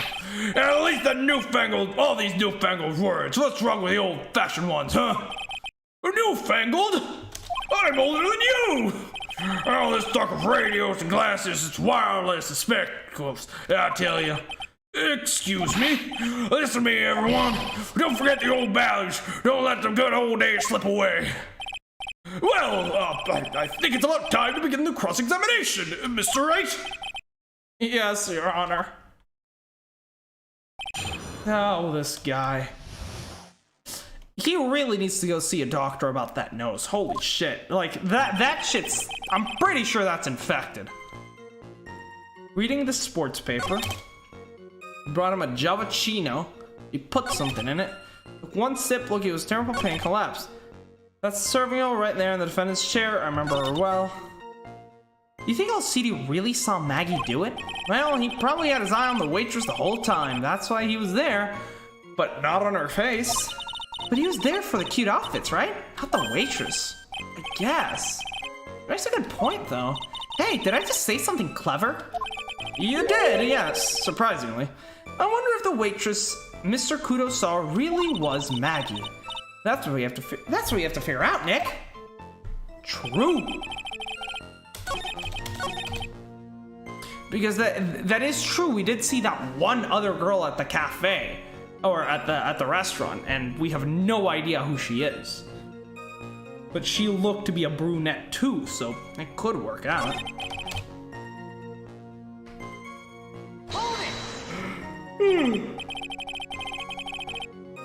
You said, I remember her well, in reference to the waitress? Did she have any particular features that you can identify her by? Particular features? It's a disgrace, that's what it is. Sorry? You can see all the way up her, you know. She's practically naked in that uniform. So the particular feature you recognized about the waitress is her outfit. But anyone could wear such a uniform, even me. Mr. Wright, please spare the court of any further mental anguish from that image. Don't get all excited, Nick. You gotta keep yourself together. I guess I got a bit carried away there. Yeah. There are other things I recognize about her, too. He seems pretty sure of himself. What should I do? Of course, always press harder. Sure, you saw a waitress take the coffee over to the victim. What matters is whether the waitress was Maggie Bird or not. Quite right. Mr. Kudo, these other features that you recognize about the defendant, I would ask you to add them to your testimony. Sure. There's a ribbon in her hair, and her apron straps were loose. Interesting. Maggie had a ribbon? She has a bow. Don't know if that counts. You do seem to remember several details about her appearance. What about the most crucial detail of all? Her face. Yeah, as if I would remember that. The witness noticed the straps on the accused's apron. He's unlikely to make a mistake about her face. That's right. I can even tell you the color of the ribbon in her hair. It was red.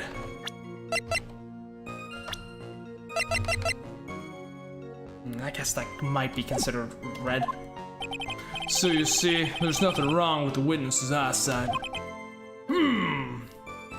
But if he saw the straps on the apron, he must have seen her from behind.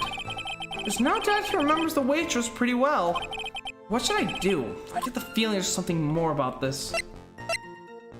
The waitress is back. The identifying features you described are all things you would see from the back. So what? Is it possible that you never saw the waitress from the front at all? Huh. He's got you there, Gramps. Why did you object? Motherfucker! People normally talk about facial features when they are asked to describe someone. Unless they never saw the face or they have prosopagnosia. Like a certain somebody in 9 Hours, 9 Persons, 9 Doors. Great series, by the way. But this witness testimony is nothing but straps and ribbons. This is harassment! I'm telling you, I'm not obsessed with straps and ribbons. I'm just telling you what I saw. And that tells plenty. Mr. Kudo, the court requests that you add details about any identifying features. Features you observed from the front, that is, to your testimony. Sure. This old man's testimony is getting longer and longer. And if I can't find a hole in it soon, it'll get even longer, I bet. Look how anxious about her when I saw her from the front.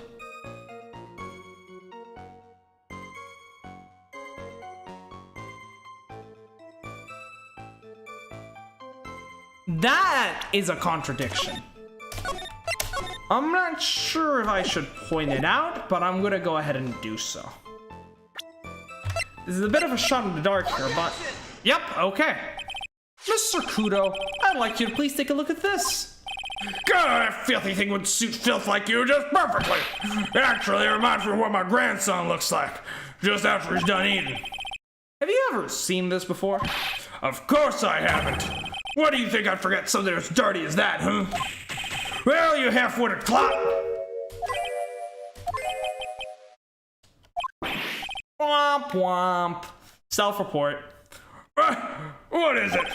Ever since I said you half-witted clot, there's been an eerie silence in here. Mr. Kudo, this apron is the apron worn by the defendant on the day of the poisoning. Huh? And as you just said yourself, you wouldn't forget something like this. Which means if you had really seen this apron before... Yes, you know what I'm getting at. You couldn't have possibly seen the waitress from the front. Oops! Witness! You can't just oops your way out of this! Huh. Well. Looks like we finally have a genuine trial in our hands.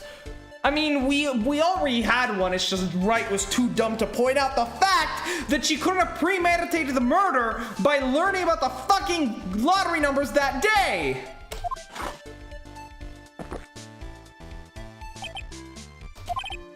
Listen, Trite, here are the facts. On the day of the incident, there was only one witness in the restaurant. That being the defendant, Miss Maggie Bird. Exactly. And when that one waitress put the poison in the coffee cup, this old guy was watching. I hope you understand the gravity of the situation, Mr. Kudo. The fate of the defendant may rest on what you remember seeing. Just tell the court exactly what you saw, Gramps. You can rely on me, Captain. My noggin is perfect working order. Alright, I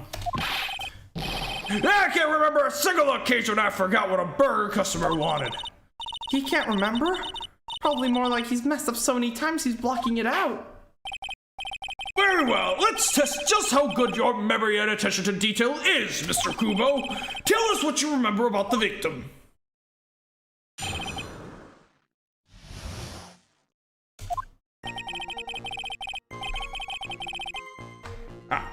I need to go to the bathroom real quick.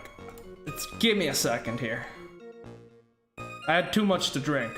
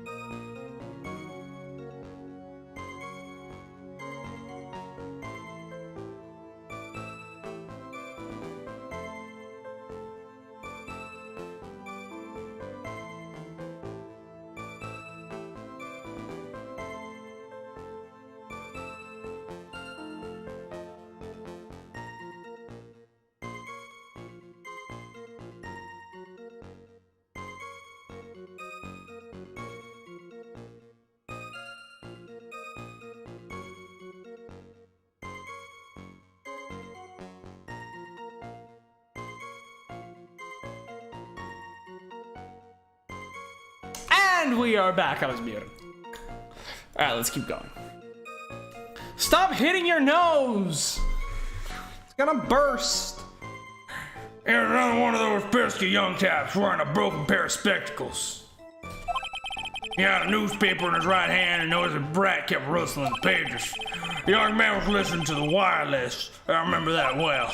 Then the servant girl in question brought over the Giacchino. The little fidget packed up a cup with free hand and took a sip.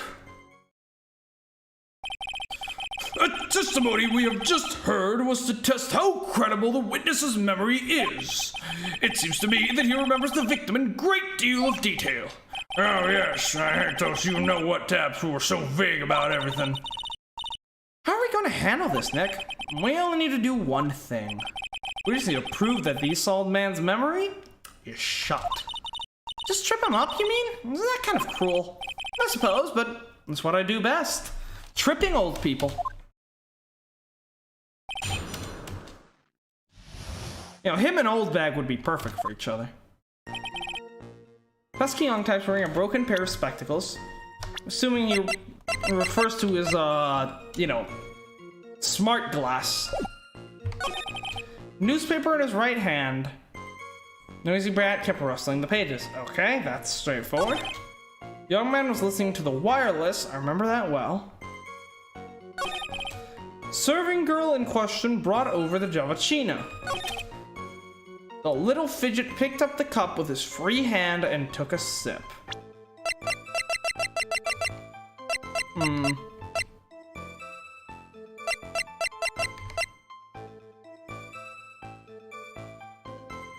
Oh, but he did it though.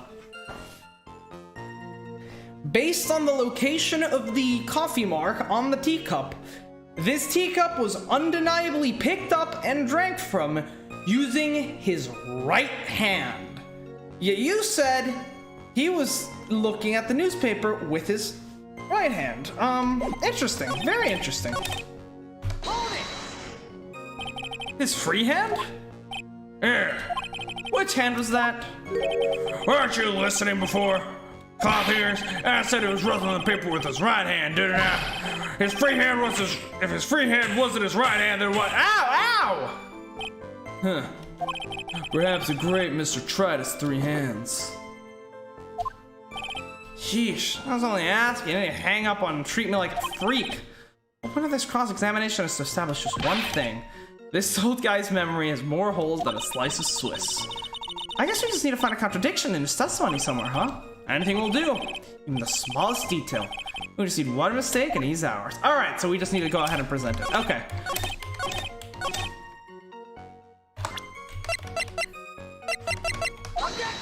Wrong.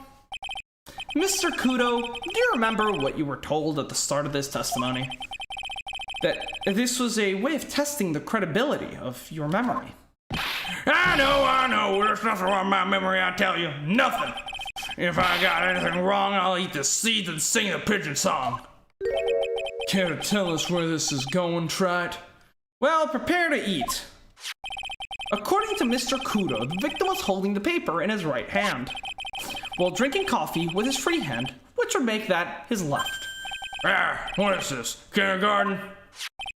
But I would like the court to please take a look at this. That's the cup the victim used, correct? Yes, and on the rim you'll notice the mark left of the victim's lips. Yes, there's a stain left by the coffee. If you consider where the stain is, you'll clearly see that the victim was holding the cup in his right hand. But how? Well, Mr. Kudo, the court is waiting for your epic performance. The victim was holding the cup with his right hand, yet he thought it was his left hand. Now that is interesting. You said you'd eat those seeds and sing the pigeon song. Mr. Kudo, I'm afraid this simply is not acceptable. I think the witness had better go back to the park where he came from. Wait! You think I'm gonna stand here and listen to you tell me I'm mad? You're wrong. I don't care about that dirty coffee cup. I know what I saw. You still insist on your testimony. That young Brett was holding the cup in his left hand. Oh yes, no question. I'm good and law-abiding citizen I am. Is that dead young hotbed and you spiky-haired yahoo who are at fault? Oh, me? Thank you, old man. We've heard quite enough from you already. Don't call me old man. Been around for 68 years, I have. You can't ignore me. How old is the judge, actually? We don't have him in our court record. Sag. That's what I have to say. I'm sorry, Mr. Kudo, but... Sure, why not hear a little more? Mr. Gato? But this is my 16th cup of coffee. This is your final stand. Thank you, Captain. You can rely on Victor. I don't think you can. Left hand or right hand? The boy's wearing the earpiece on the same side as the green lens of his specs. The left side.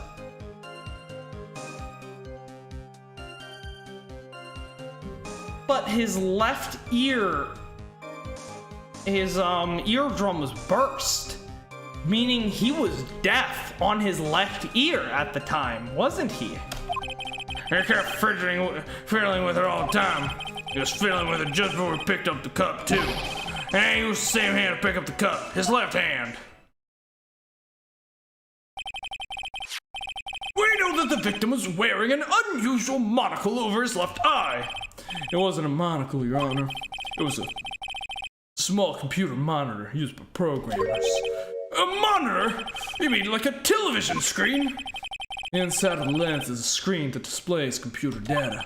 It's called an HMD, common tool in the victim's line of work. HD, TV, DVD, CD, all these newfangled letters drive me mad, but they don't matter. I know what I saw and I'm telling the truth. That's the truth. He doesn't seem to be lying. That was a fact. It's good old black and white.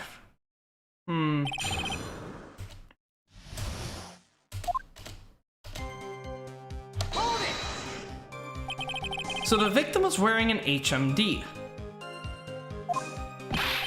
HDTV, CD, CVD, what does that matter? None of them actually, but anyways. Are you sure that he was wearing an earpiece on the same side? No question. I can only see the side of his head from where I was sitting. That is interesting.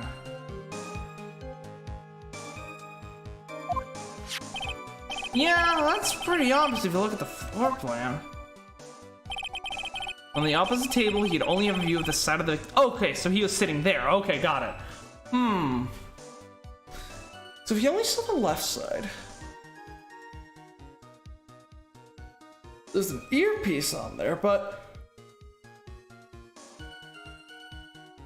The earpiece would have been on the side that was broken. So either... that wasn't the victim? Or the earpieces, but how does that then affect the side with which the coffee was picked up? Huh.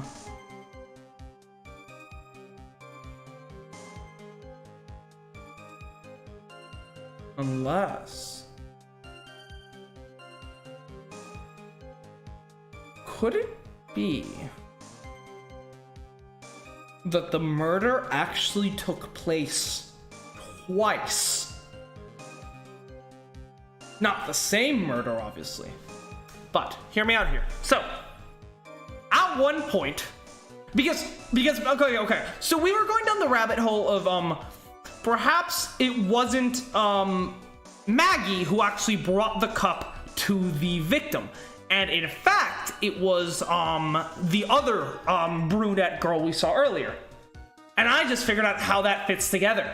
Because Maggie herself remembers bringing the cup of coffee. And at the time, there were two people there when she did that. But no one saw it, so that worked. It all works out. So at some point, right?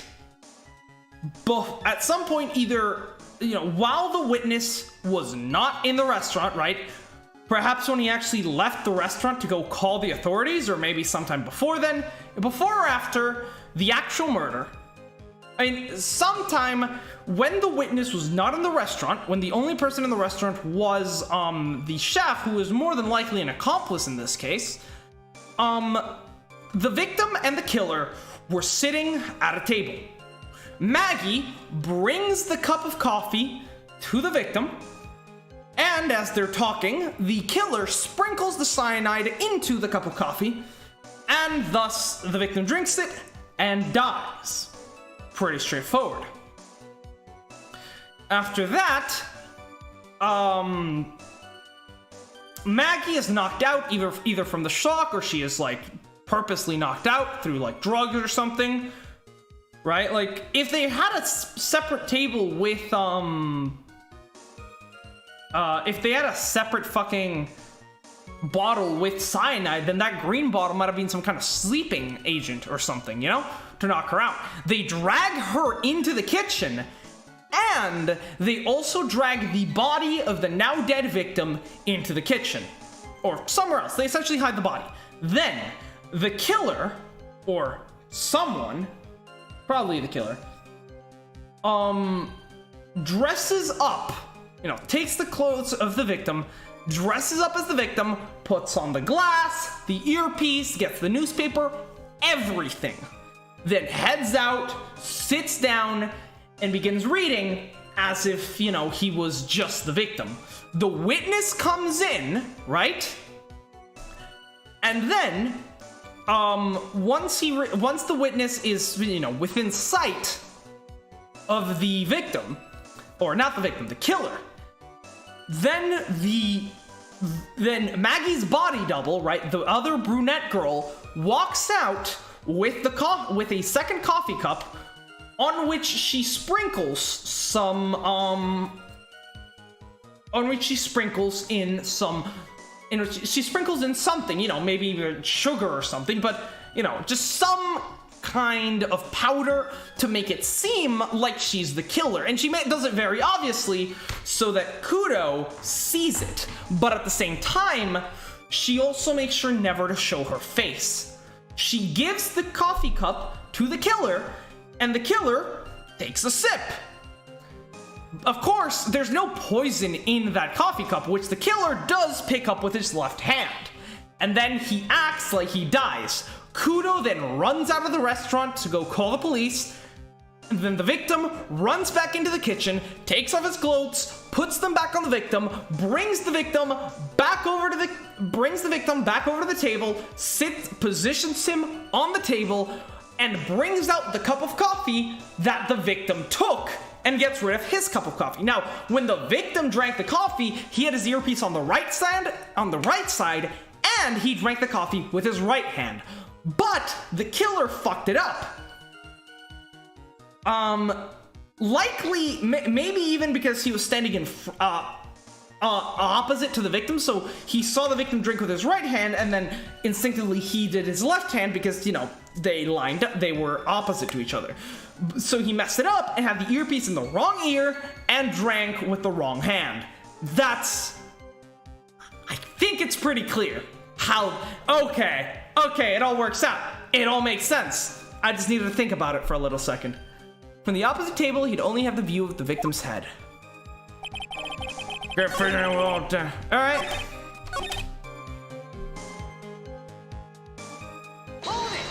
Oh fuck, I didn't mean to do that.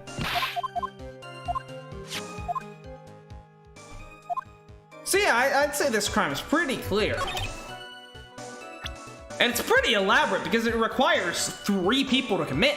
You need obviously the guy who was sitting across from the table and committed the actual murder, and then acted as the victim. You need the girl that standed in for Maya, and you need the chef to provide the venue. I'll provide the menu, the venue, the seating.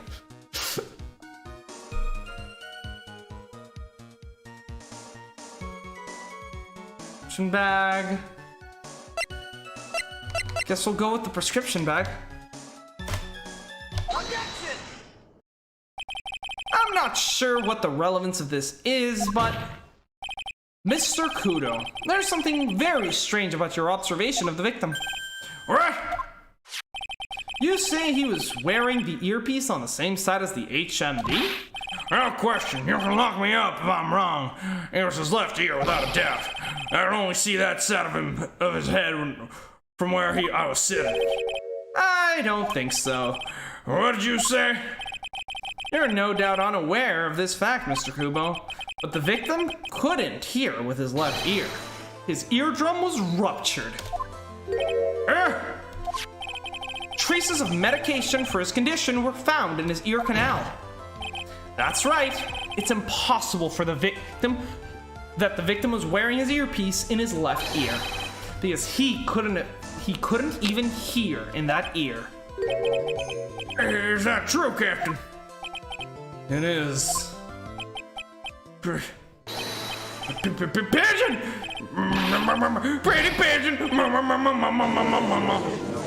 I'm doing pigeon song. Order! The witness will refrain from doing the pigeon song in my court. The witness's testimony is completely unreliable.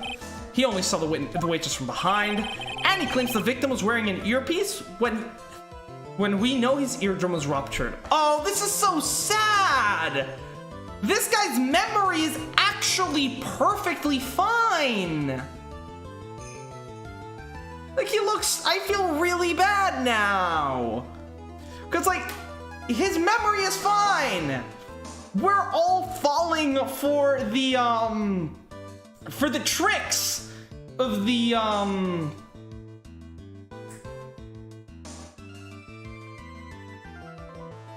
We're all falling for the tricks laid out by the real killer. And, well, Mr. Gatto? A single drop of milk is all it takes to destroy the pure black magic in the cup. And this old man is my drop of milk. Captain! Are you calling me a drip? This is the victim's coffee cup, in which the potassium cyanide was found. The mark on the rim clearly shows that the victim picked it up with his right hand. I'll never back down. I know I'm right. That lad drank his cappuccino with his left hand.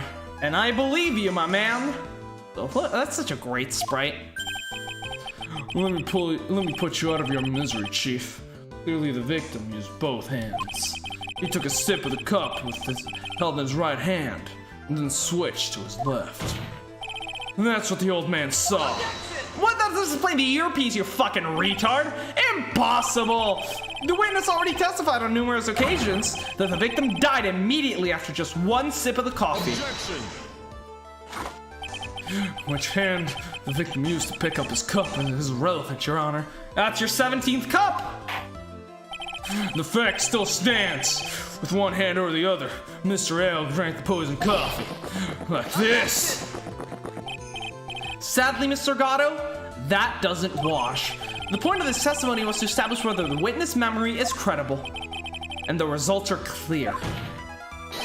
The testimony given by this witness is useless. I feel so bad!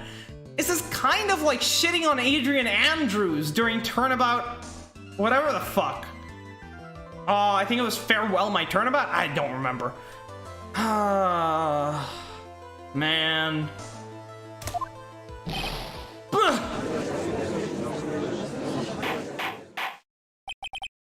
I believe it is time to conclude today's proceedings. I am satisfied that the witness is not deceiving the court. But to be frank, his testimony is a farce. Did you have to be so frank? Take that, you papa's old foogie! I'm sorry, Mr. Kubo. You can't reach me from there. Your throwing arm is as weak as your testimony. I'm ordering the defense and the prosecution to investigate this case further. Don't have to, Your Honor. I can already prove that the motive is complete bogus, and I can also spell it out for you step by step exactly how the real murderers committed the crime, if you wish me to. That is all for now. Of course, adjourned.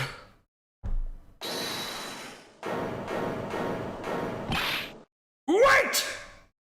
Stand up for yourself, my man. I believe in you. If I stop now, where does that leave me? Leave you, Mr. Kudo. Thanks to that blue-suited young upstart over there, I'm just a bumbling old man who can't even dot his T's or cross his I's now. How's your bad memory my fault? It's because his memory is fine. I'm sorry, Mr. Kudo, but there's nothing I can do. I keep my mouth shut until now. There's something else the court should know. What? There's more. To be perfectly honest, there might not be anything, but I want another chance. I want to crack at you, you young shark. Me? He's looking at me like I'm some sort of evil shogun. Well, everyone, what do you say to one final showdown? A final chapter in this eccentric old man's scrapbook. Sorry, Gramps. I've already had my 17th cup of coffee. What have you got to lose, Captain? And I'll give you all the Javicino you want if you come to my house after trial. I may be 68 years old, but Victor Kudo is still a man! Yes, stand up for yourself! That's enough, witness. I believe it will be quicker for the court to just hear your testimony. You bet, much, much quicker. I can't believe this is happening. You better get ready, youngster. I got the picture. Just quit throwing those seeds at me, would ya? He's gotta be using some sort of infinite ammo code with that box of seeds. See, that's the thing, though. He's not lying. In fact, he couldn't be. The guy was wearing an earpiece. Right. And from where Kudo was standing, he could only see the victim's left ear, not his right. Meaning that if he was wearing the earpiece on his right ear, Kudo would have never known that he was wearing an earpiece. The only reason he knows he was wearing an earpiece is because the earpiece was on the left-hand ear. And the fact that the earpiece was on the left ear indicates that it could not have been the victim. The old man isn't lying about this because he physically can't be. Final showdown. First of all, I want to stress that this might be nothing. I'm not too sure for myself. The young boy slumped over the table as soon as he took a sip of his Javicino. Okay. Well, clumsy idiot upset the vase and knocked it right over. It broke, and a strip of cloth covering the table got completely soaked. Well, how about that? Turn things upside down, huh?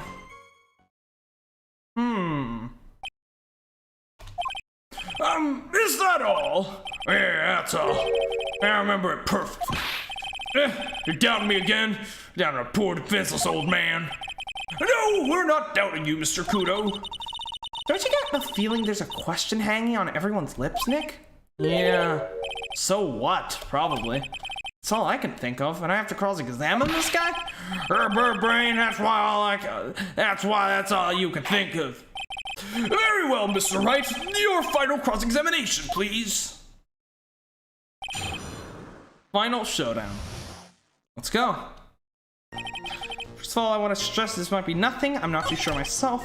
Young boy slammed over the table as soon as he took one sip of his Java. It's so good. It's so good. It writes itself. Oh, the prosecution's case tears itself apart like knife on butter. Oh my God.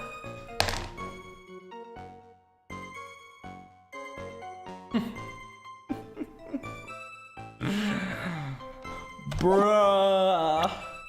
Young boy slumped over the table as soon as he took one sip of his Javicino. Yeah, clumsy even knocked the base. He knocked it right over.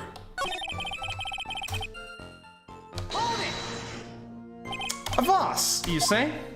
Yeah, there are faces on all the tables in this place. They're actors when it happens, are practically begging to be knocked over. Well, he's right about being vases. I do remember seeing them too. There was a vase on the table when I ate lunch there. And you saw the moment the victim actually knocked down the vase.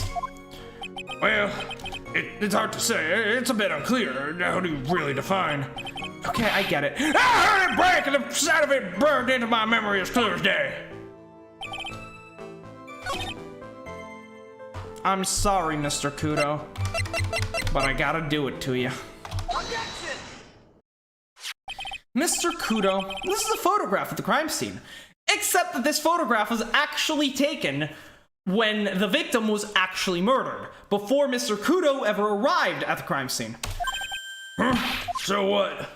Clearly, look carefully at the table. Clearly, whoever the real killer was is an idiot who accidentally knocked the vase down when he did his little dramatic death thing by accident, completely fucking up his crime. I mean, that's already 3 ways he's fucked it up. I mean, holding the cup in the wrong hand, wearing the earpiece on the wrong side, and knocking over the vase. Look carefully at the table. The vase is there, intact. Lost your tongue, Granddad? I'm no granddad of yours! Ow! Ow! Why do they all keep hitting me? Enough! If you throw any more seeds in this courtroom, the cleaners will be here all night! Ah! What is it now? I just remembered something. Yes? Go on. A broken vase. It was on my table. What? Well, you see, it startled me when the young lad collapsed. So I stood up. I must have been when it fell over. The vase on my table, I mean. The vase on your table? Yeah, it was on my table. That's my grow. It came to me completely soaked.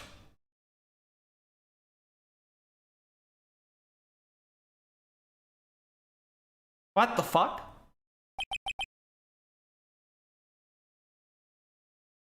Don't end it there. Okay, thank God. Thank you, Mr. Kudo. You certainly earned your kudos for today. I'd like to ask a question now. Have I been any use at all? Oh, my baby boy. You have been so helpful. You have helped me crack this case so wide open. And although Phoenix doesn't know it yet, I'll be sure to tell you how much you've helped. Perhaps that's something you should reflect on yourself, Mr. Kudo. Wait a minute. If that's the case, there's more. I've got more to say. Oh, yes. I remember something else. Bailiff, escort the witness out of the courtroom. Well, wait, listen to me. Oh, it's so sad. Because he's right. He's not lying. He remembers it perfectly. We're literally gaslighting this poor man. Well, we all seem to have been considerably sidetracked, and I'm still not in the position to deliver a verdict. The defendant has not been positively identified as the waitress in question. Additionally, there are 2 disparities in the testimony we have heard thus far. The mark on the coffee cup that the victim supposedly drunk from his left hand, and the earpiece, which was inserted into his left ear, out of which he couldn't hear. Wow, Nick, you did it. I therefore require both the defense and the prosecution to further investigate the facts. Yes, Your Honor. There's one more thing before I call today's session to an end. One more thing, Your Honor? The witness we just heard from. He is most insistent that his testimony should be of use, so he summarized it accordingly into this statement. Okay. You may each have a copy of it, if you wish. Whatever.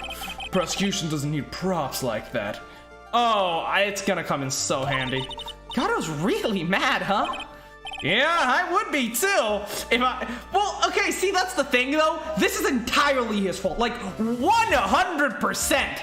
Like, his case was built on fucking, like, toilet paper. Holy shit. Very well. Here you are then, Mr. Wright. There are 3 copies, my own, yours, and Mr. Gatto's. Literally, in the simple motion of me wiping my ass with Gatto's case, I ripped it apart, because that's how low quality toilet paper it was written on. Yes, Your Honor. When the incident occurred, I broke the vase at my seat. I am sorry. I'm sorry. This isn't a piece of testimony, more like a 5-year-old's apology. I think I was supposed to do with 3 copies. That is all. This court is adjourned. Okay. To be continued. Cool. Actually, a pretty decent place to end it. It's been 4 hours. Pretty nice. Save my progress. Next up, we have an investigation, but that is actually going to do it for Ace Attorney today. Well, this has been fun. I'm pretty sure I've got it down what actually happened.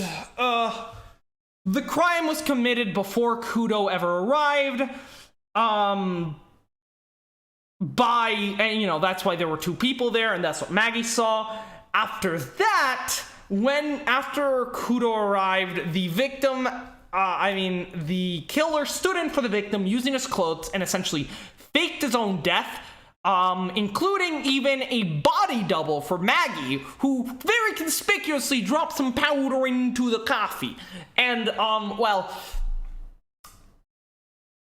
there are many inconsistencies in the testimony.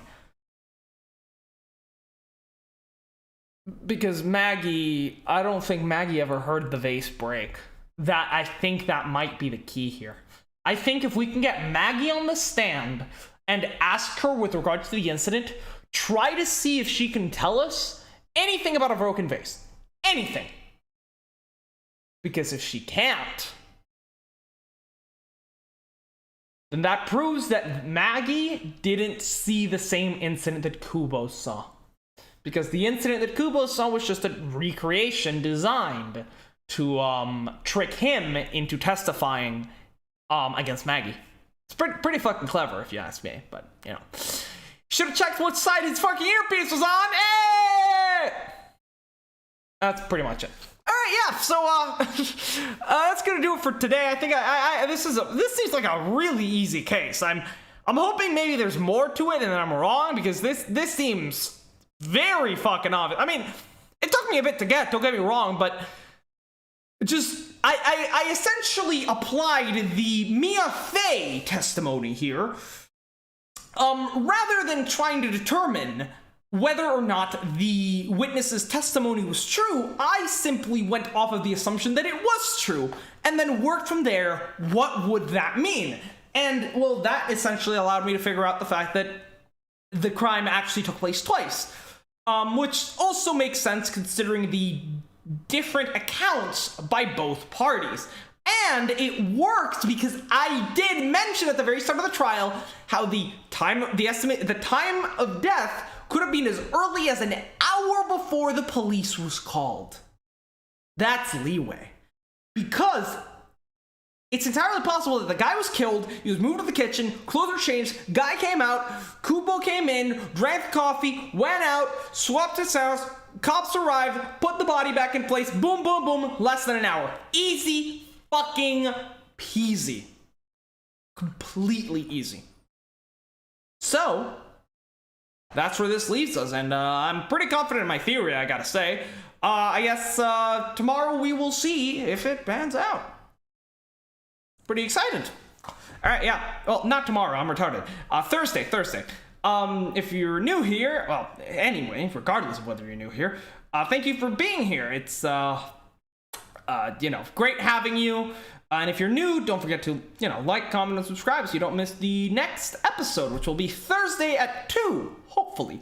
You can also join our Discord down in the description where we, you can hang out, you can post beams, you can, and we also send notifications out there. You can opt in or out of notifications for videos and streams separately.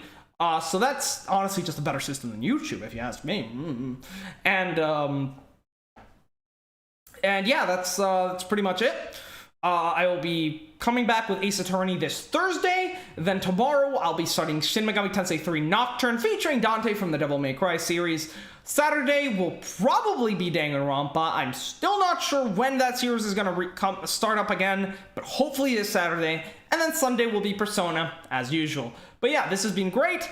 Thanks for being here. Later, guys. Tomorrow.